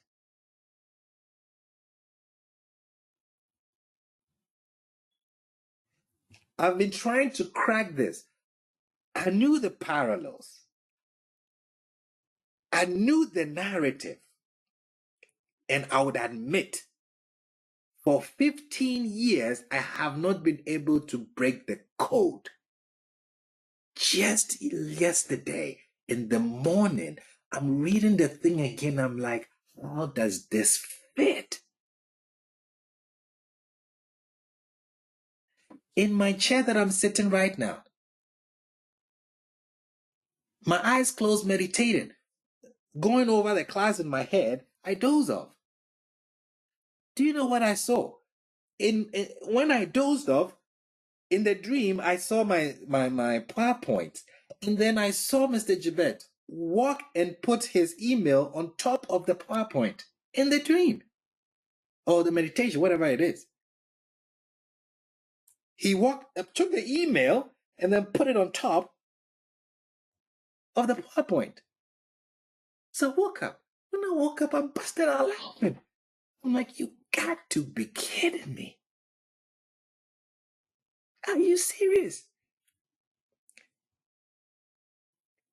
It just unlocked what I've been struggling with for 15 years. They're not showing his wisdom. They're exposing him. It's there. Plainly. This is why I always say, because someone is the teacher doesn't mean he knows all of it. That's why I always say, share your Torah. Tell me what you think. There are questions I don't have answers to that I'm still fighting with, because it doesn't make any sense. The moment I got up from that meditation, I'm like, wait a second, why did I miss this? The Deuteronomistic writers did not like kings, especially Solomon. They didn't like Solomon. So why would they tell me something nice about him? Because from the onset, they're critiquing him. From the onset. And then it just plays out. Watch. Last time, Madam Pamela sent me a video. She said, Rabbi, watch this video and explain it. In that video, I told her, the video answered questions that I had for a long time. This is important. That's why I always beg you, don't be quiet. Share your Torah. Say it. You will think it's crazy. It would answer questions. Mr. Jason does that to me all the time. He calls me and he talks about stuff. I'm like, crap, I've been ahead of this.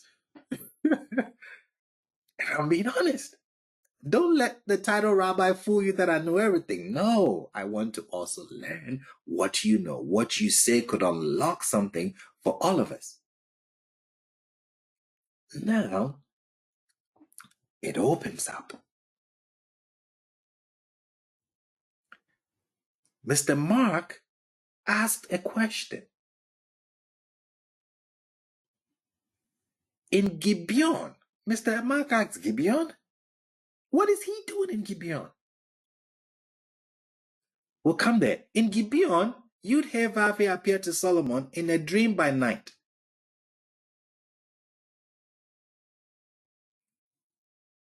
15. And Solomon awoke, and behold, it was a dream. Wait a second. The praise of Solomon and his giving of wisdom is represented in a dream? It means that we cannot check if this is true. This information, its only possible source is Solomon himself. Is that a correct statement?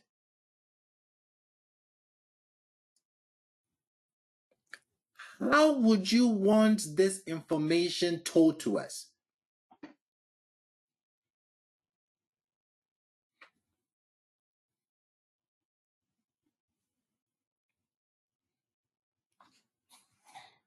In a way that we would believe it and receive it and act like it's the bona fide truth. So you would want to say that he had a dream, that Yah came to him in a dream.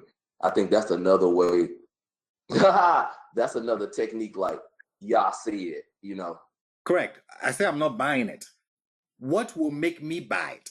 What would make me at least consider it? If Yud-Heh-Vav-Heh said it himself. Correct? Or Solomon's not in a dream, because there's no way to confirm a dream. correct. I would want maybe a Nathan. I would want an external person to walk in and say, you know what? What you just prayed for, Yah has heard it, he's given it to you. I can verify it. And also, like, I think that it's interesting, like, at this point, there is no priest. There is no prophet. Do you understand what I'm saying? Like, most of the other times something has happened, it's been a priest or a prophet that has, you know, ushered in the revelation or to that effect. Correct. Like you said here, we can only take Solomon's word for it, or his scribes, or the Deuteronomistic scribes. Can we take a person's own testimony as the final word? Of course not. Let me give you an example. This man died, and he did not write a will. And it was commotion. Rich man. One of his sons shows up the next day and said, in a dream, Father appeared to me and said, all the property is supposed to go to me. Lawyers, what will you tell this man?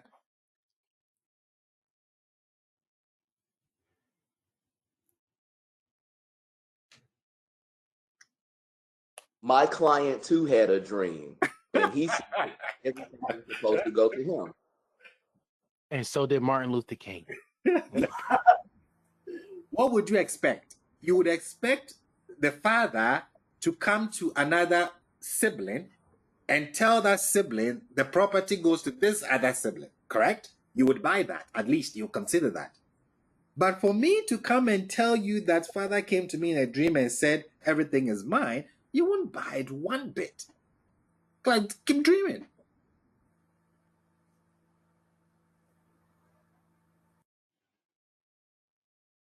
So all the readers know that God granted Solomon wisdom. How did we get to know that? Solomon tells us he had a dream. Okay. First red flag. Continue. We are told Solomon became allied by marriage to Pharaoh, king of Egypt.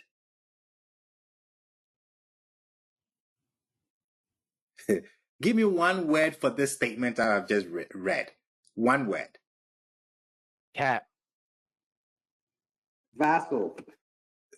Okay, you've been nice. One word in context of everything that we were reading. Cap. It's a lie. He was bullied into it. Okay, I'm looking for one word. One word that explains everything.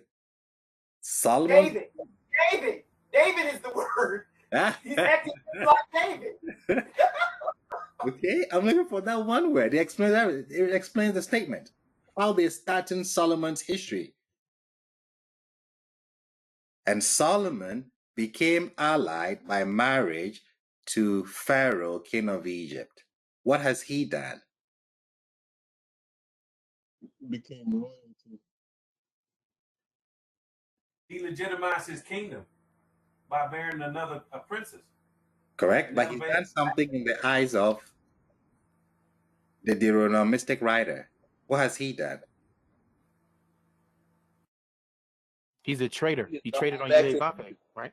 He returned to Egypt. Okay, I'm looking for that word in context of everything that we said. Mitzrayim, bondage. No. Blasphemy. You're getting close.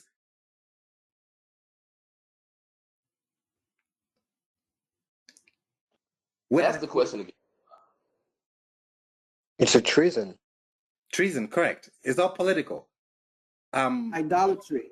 Morally, he's done what?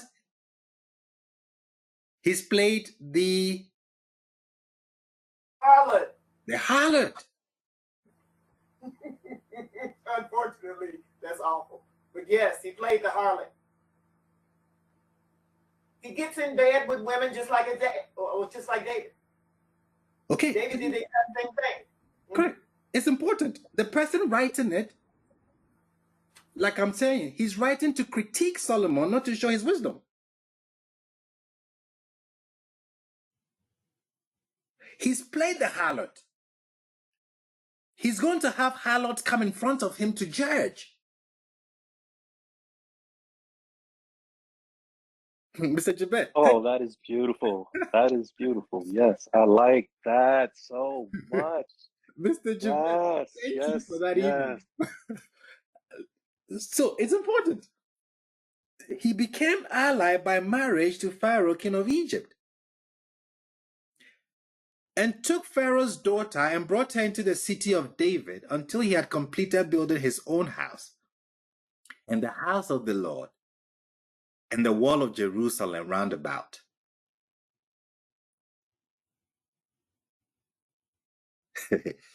How would you rearrange the order of these things that he's building?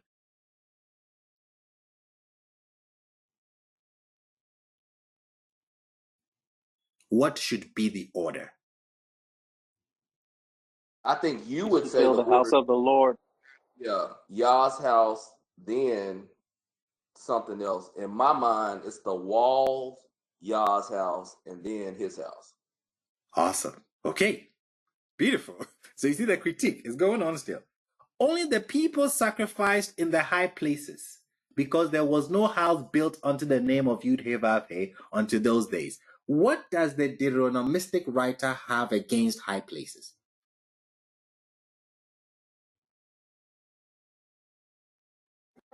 In high places where there was all kind of sacrifices. You know what I'm saying? It was a melting pot of other deities. You can you worship any deity on the high places. Correct. On the mountains. Where were they supposed to bring the sacrifices? To Jerusalem. To Jerusalem? To Jerusalem, yeah. Yes, to Jerusalem. You would say, I know Mr. Jesus was going to say Shiloh. Correct. It was supposed to be Shiloh, but somebody changed it to Jerusalem. Correct. I was definitely about to say Shiloh because that's where it was supposed to be at. That's where the priests were, but that's a whole other conversation. Okay, is the audio good? Mr. David is saying audio is not good. Is the audio good for everyone? Yes. Okay. Yeah, it's good for me. Mr. David, you may want to go out and come in. Awesome. So we have these high places, and the Deuteronomistic writer is not fan of these high places. Jerusalem is where you bring. Oh, YouTube. Is YouTube complaining about my audio or the comments? The audience. I hope it's the audience. Okay. Cool. Next week, maybe if Yah permits, we'll talk about where Solomon gets the so-called wisdom from. Like I said, we have evidence that Egypt influenced a bit of it. So they are critiquing Solomon. The high places, they don't like it. Jerusalem is the place where you bring offerings. Verse 3. And Solomon loved Yud-Heh-Vav-Heh, walking in the statutes of David his father. Only he sacrificed the burnt incense in the high places. What I have marked in white, is it speaking positively or negatively about Solomon? Negatively. Because it doesn't say that he's sacrificing to Yud-Heh-Vav-Heh. Yes. They're saying that he followed what David says only. So this statement is not in a positive light. It was his tendency, or he had a tendency of sacrificing at these high places. And to the Deuteronomistic writer, that led Solomon into falling short of David's statutes, or how they saw David. So it's a critique. I think it also gives us a small window of foreshadowing that allows us to see Solomon continuing these practices through his marriages and things of that nature. Correct. So he's gone to Gibeon to offer these sacrifices, 1,000 rams. The writer disagrees, is critiquing him badly. And then you tell me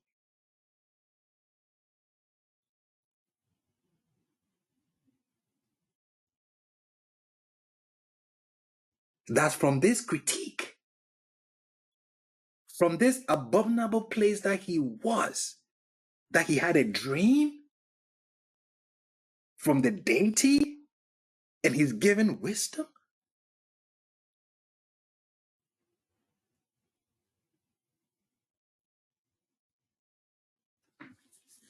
That's interesting.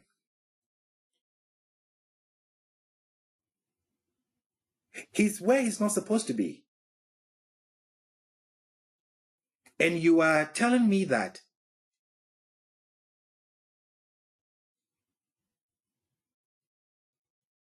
he goes to sacrifice at an abominable place, and then he has a dream. In that dream, he asks for wisdom, and he's granted.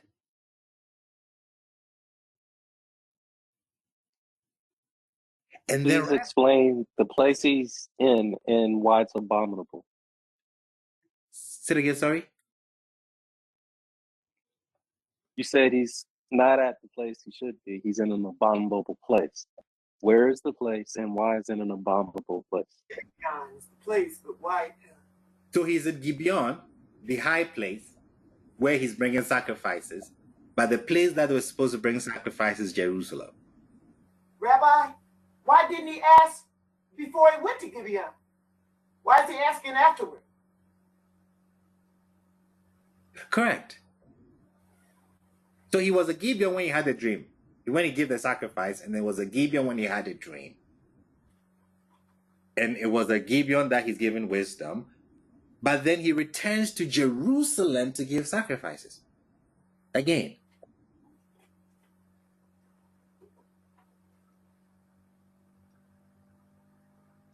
Rabbi? Madam Pamela.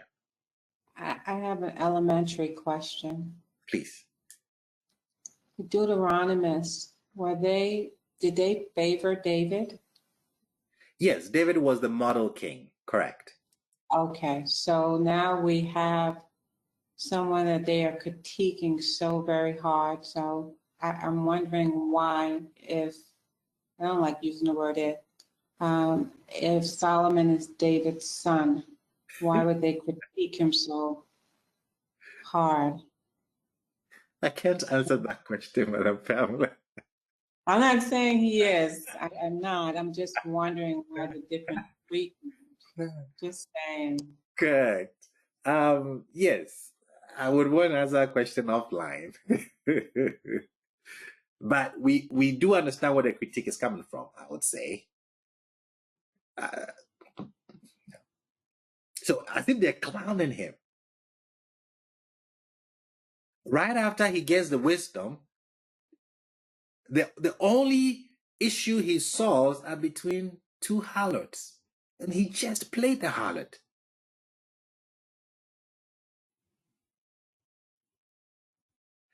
You would notice, this is quite telling. In the book of Chronicles, Solomon's asking of wisdom was immediately followed by their preparation for the building of the temple.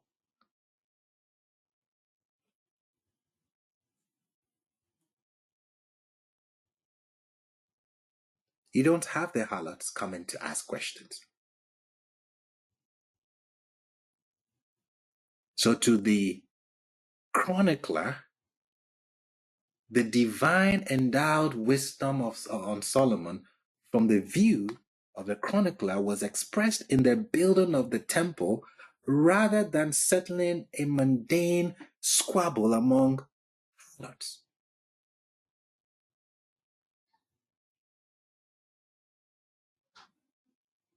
Why are the Deuteronomistic writers doing this to Solomon?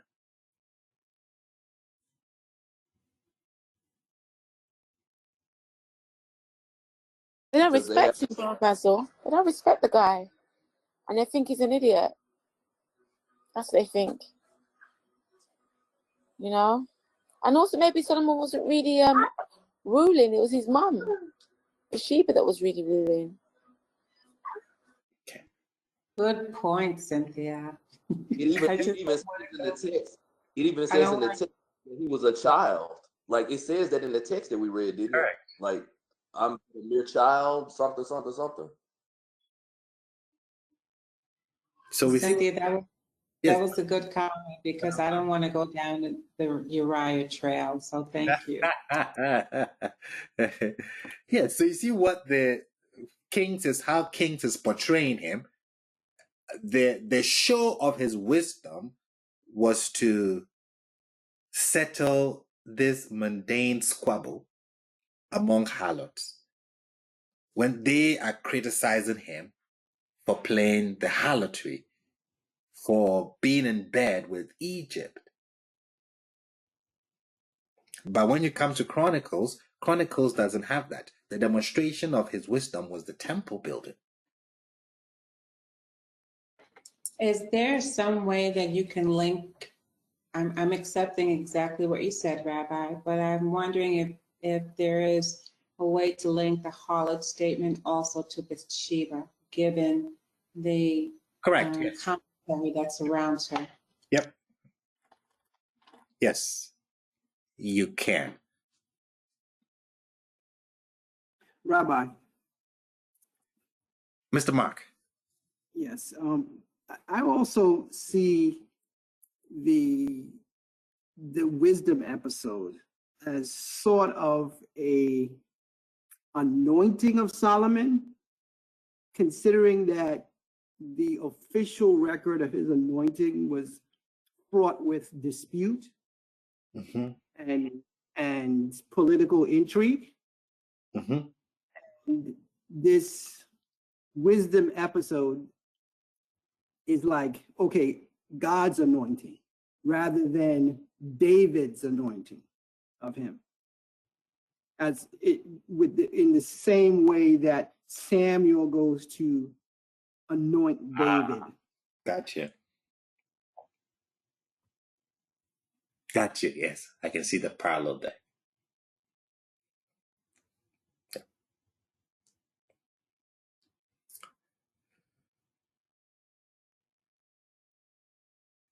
And the king went to Gibeon to sacrifice there, but that was the great high place. 1,000 burnt offering did Solomon offer upon the altar.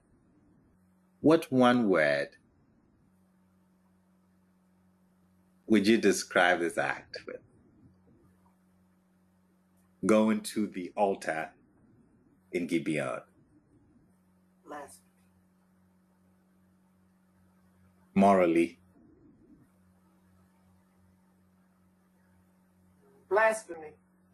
Blasphemy.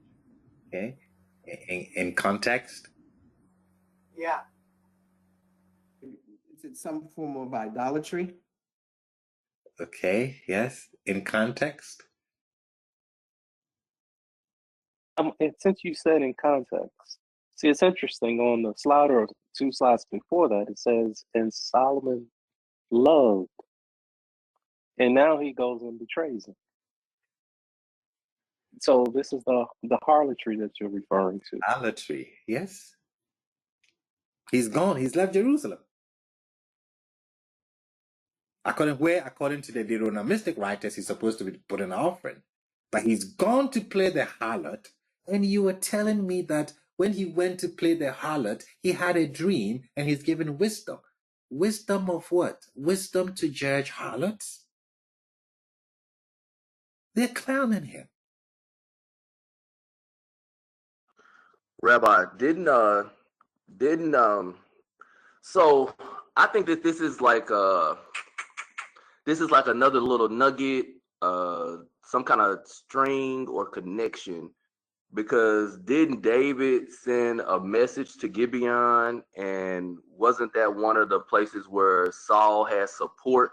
So I'm thinking this is another way also to like Correct, yes. To, pull Saul, back into it some kind of way. Correct. Ooh, Rabbi, I'm seeing something totally different. Wow. Because he's a child. They start this with women. We started this with the compassion of women, right? Correct. We're looking at the Deuteronomist who supported David. We've delved into information that leads us to believe that perhaps Bathsheba was pulling strings at the end of David's life. Correct. I'm looking at this totally different. They are attacking women. And when we talk about prostitution and giving birth and killing children, we're talking about acts that women may be involved in. So I'm going to have to flesh this out, but my spirit, my Torah is taking me to a totally different place with respect to who they're targeting. Correct. Beautiful. Maybe we'll do the parallels. We'll look at that too. You're very right. You hit it right on the head. So he's just playing they're using his harlotry to kind of mock him. That's what the Deuteronomistic writer is doing. You see, Chronicles doesn't do that.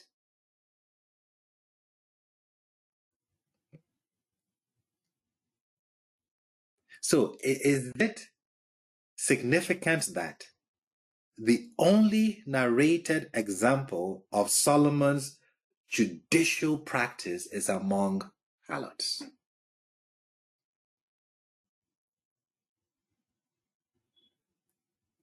The only one narrated to us.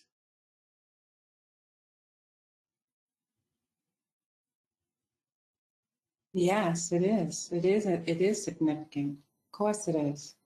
Yeah. And again, wow. I'm seeing women. I'm seeing Bathsheba. I'm seeing the pen that has written women out of the Torah, or has, or I guess perhaps there may be 2 or 3 exceptions, herald women, but for the most part has not. That's the pen I'm seeing right now.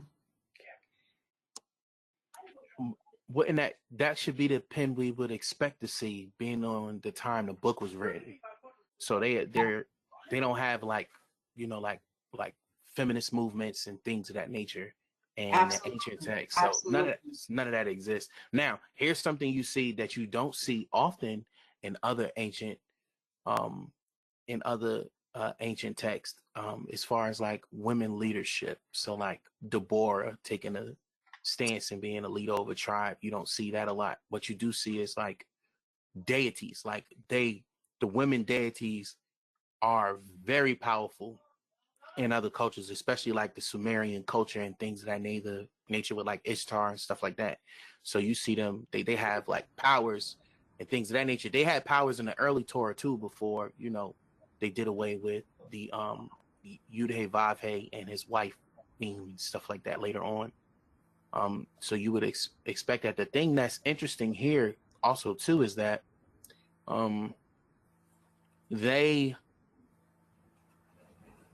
these writers here, you could tell they come from a very different school of thought. Like the chroniclers were probably Southerners, but these guys were definitely not Southerners because of how they're writing about the kings. Correct. There's little things they put in there about David that make you like, wait, this just doesn't fit.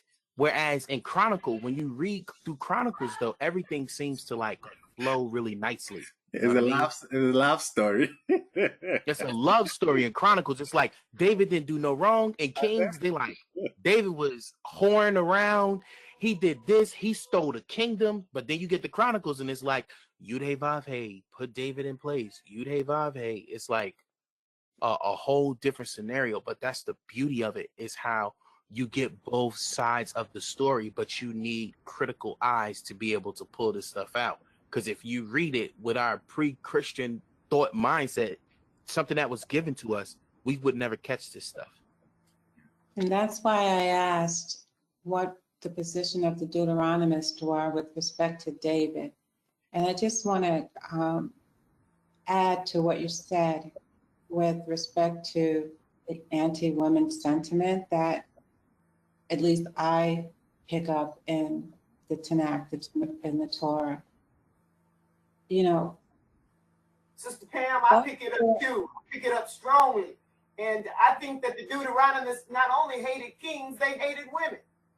So I'm on your page with that. And they were using that hate speech against Solomon and comparing and contrasting him in a nasty way, just like a trash newspaper would. They used all that sneaky vernacular to compare him to David on the low. Your daddy wouldn't have did that. Your daddy wouldn't have acted like that. Your daddy wouldn't have said that. Your daddy wouldn't have governed like that. To critique him. But like you said, the bottom line has to speak to the women hate that they have. That undercurrent of king hate and women hate is in that speech all the way through 1st and 2nd Kings. They just didn't like kings, and the Deuteronomists just didn't like women at all. You can really Madam Alita. Oh. Yes, and Madam when Pamela too. Oh, let me just say that I'm Jason. And when you couple that with a child whose mother may or may not be running the kingdom, based on what we have discussed in our class, I see more clearly the pen that wrote Genesis 2 as opposed to the pen that wrote Genesis 1. There's a theme throughout all of this, and when we finally get to a place, notwithstanding Deborah, and as I said, there are a few women that have been written about fondly. When we get here at this pivotal point, and there is discussion that the mother is leading the child, and we see these writings, I am just not sure if Solomon is the harlot or that Sheba is the harlot that they're writing about. And this is beautiful, right? What y'all talking about, I totally agree about. And if I can position this to you as well, the Deuteronomist is trying to show you, if you go to Judges, you see a different picture with women in leadership roles, right? Because Deborah's the leader. She is the warrior of the people. Then when you come to the kingship, the woman's value is depreciated. She goes into the background. Whereas in certain aspects, Deborah and those things, they were in the foreground. So the Deuteronomist is clearly telling us kingship in Israel was a very bad thing. Correct. And he makes that clear, and he makes that clear in Samuel. He says, I'm going to give them what they want. They do not want the deity to lead them. They want a king like these other nations. So they're going to get exactly what these kings do to the other nations. And what you see is that it became very problematic because they start taking on roles and other ideals from the neighboring cities and nations that you did not see in the days of the judges. You know, and I know we all go to that one incident with the guy with the woman and she was killed and things of that nature. And we can talk about that too. But what I'm saying is that you see clearly in the text that women have leadership roles. Deborah's a leader, right? They speak very highly of Moses' sister, right? So like there is a place you can see that. But then when you get to the king rulership, all of that's out the door. You don't see nothing about women anymore. You don't hear anything until after it's over. And that's when you start getting Ruth and all of these more so submissive texts. But that stuff comes way later after the rulership of the kings. Amen and amen. And also, to add to it, the narrative is interesting. Harlots were seen to be liars. Their words are not accepted in their court of law. You can't bring a harlot as your witness to testify for you. So the two harlots who come before Solomon, you can't even take their word for it. Rabbi, stop.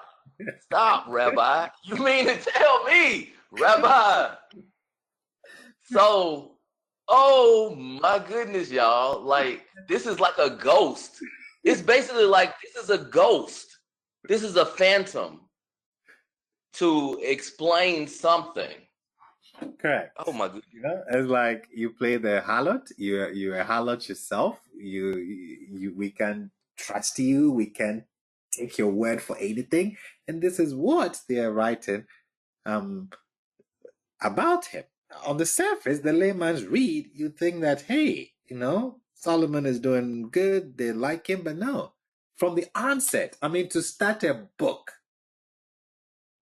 and present a critique, it's telling. So, in conclusion, is the child here symbolic?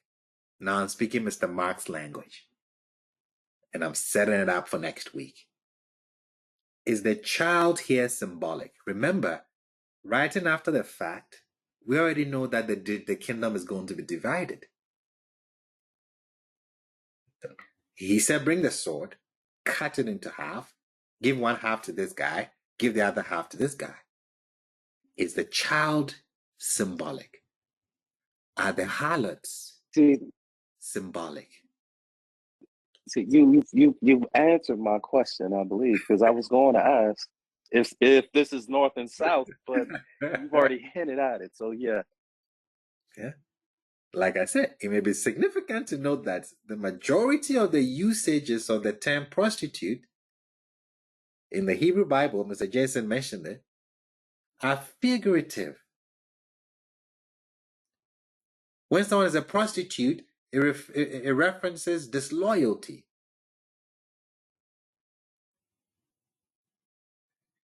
And the North is accused of being disloyal to the South during the split. So one of them play the harlot. Is it possible to read the overall narrative? Let me change that. If it is possible to read the overall narrative as a negative portrait of Solomon's rule,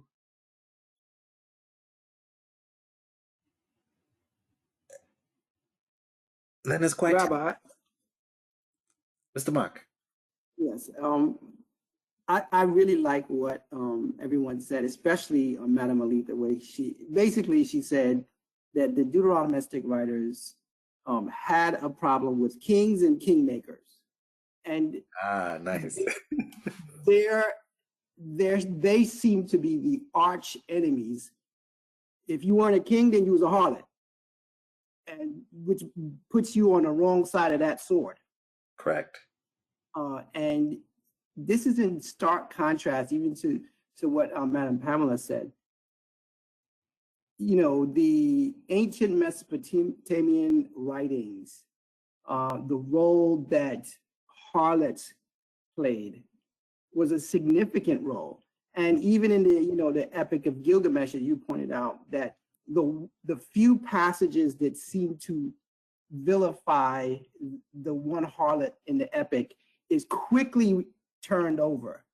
Correct. To thereby, solidifying the role and position of women within the holistic society, not just the decision making, but also the spiritual component as well.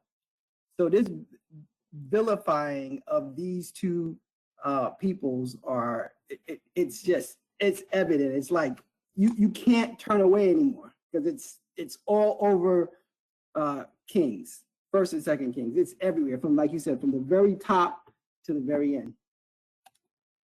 Yes, true.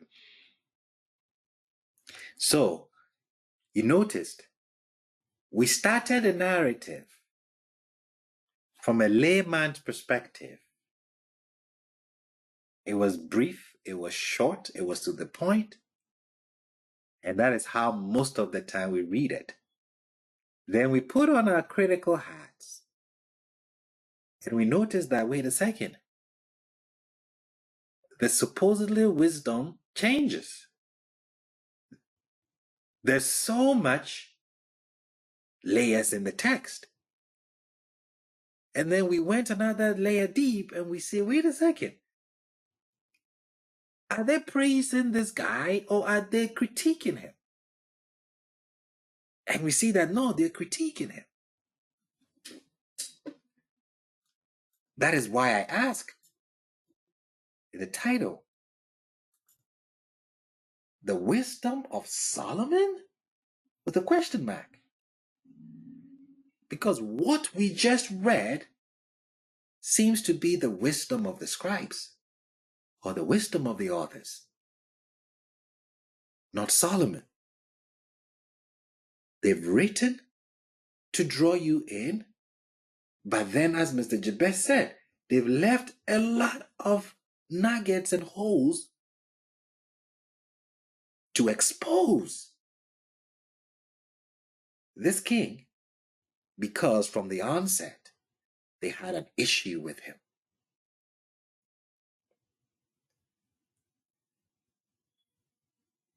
Was Solomon that wise? Did he write Mishlei, Proverbs? Did he write Kohelet, Ecclesiastes? Did he write the songs of Psalms, the songs of songs? Or are they just attributed to him? What is the goal of a Deuteronomistic writer in the book of Kings? Oh boy, we have a lot to cover to see. Oh, I agree. Why things went the way they did. Questions, contributions, additions before we close? Yes. Now, see, you saw this years ago in David, but this is going to be an incredible ride because now you see it in Solomon too. Thank you. You're very welcome. Yesterday, after my little, I think I just dozed off and I busted out laughing. I'm like, you got to be kidding me. 15 years. Mr. Javed, thank you again for that email. Thank you again for that email. Thank you, Rabbi. Like for me, it was really just listening to all your content. I'm like, okay, there is something. Yeah, there is an issue there. Like, why in an apology you give us so much information about the background? Why the subtle critique? Sometimes you're like, okay, Solomon is so great, but he just had 1,000 wives. Sometimes he did things like it's like, why do you say that? Just say he was amazing and that's it. Like why? So it was really like stretching my head. Like there's an issue there. So I was like, okay, let me just write to Rabbi. Maybe he will have like something from me. And I just wrote it. Yeah. But thank you. Thanks a lot, because today what you showed us, like it really helps. Really. You're very welcome. You're very welcome. I appreciate everyone's Torah here. It's important. Don't be quiet. Speak up. You may answer a lot of questions we all still have. Any other contributions?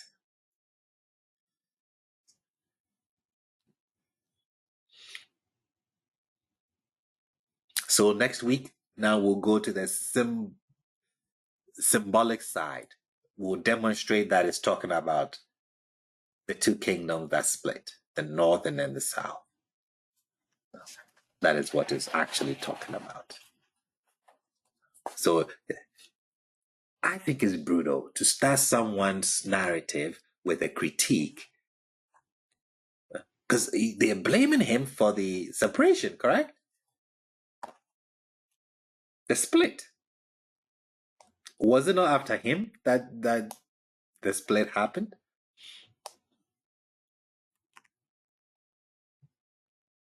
So yes, they say he went to Egypt, he got several horses, he had several wives, he brought a idolatry.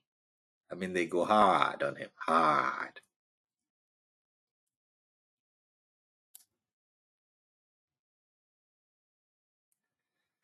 Okay. Awesome. So let me do this. Our visitors on YouTube, thank you so much for joining us. It's always a pleasure to have you come into our Shabbat class and just get a peek of what we usually, materials that we go into.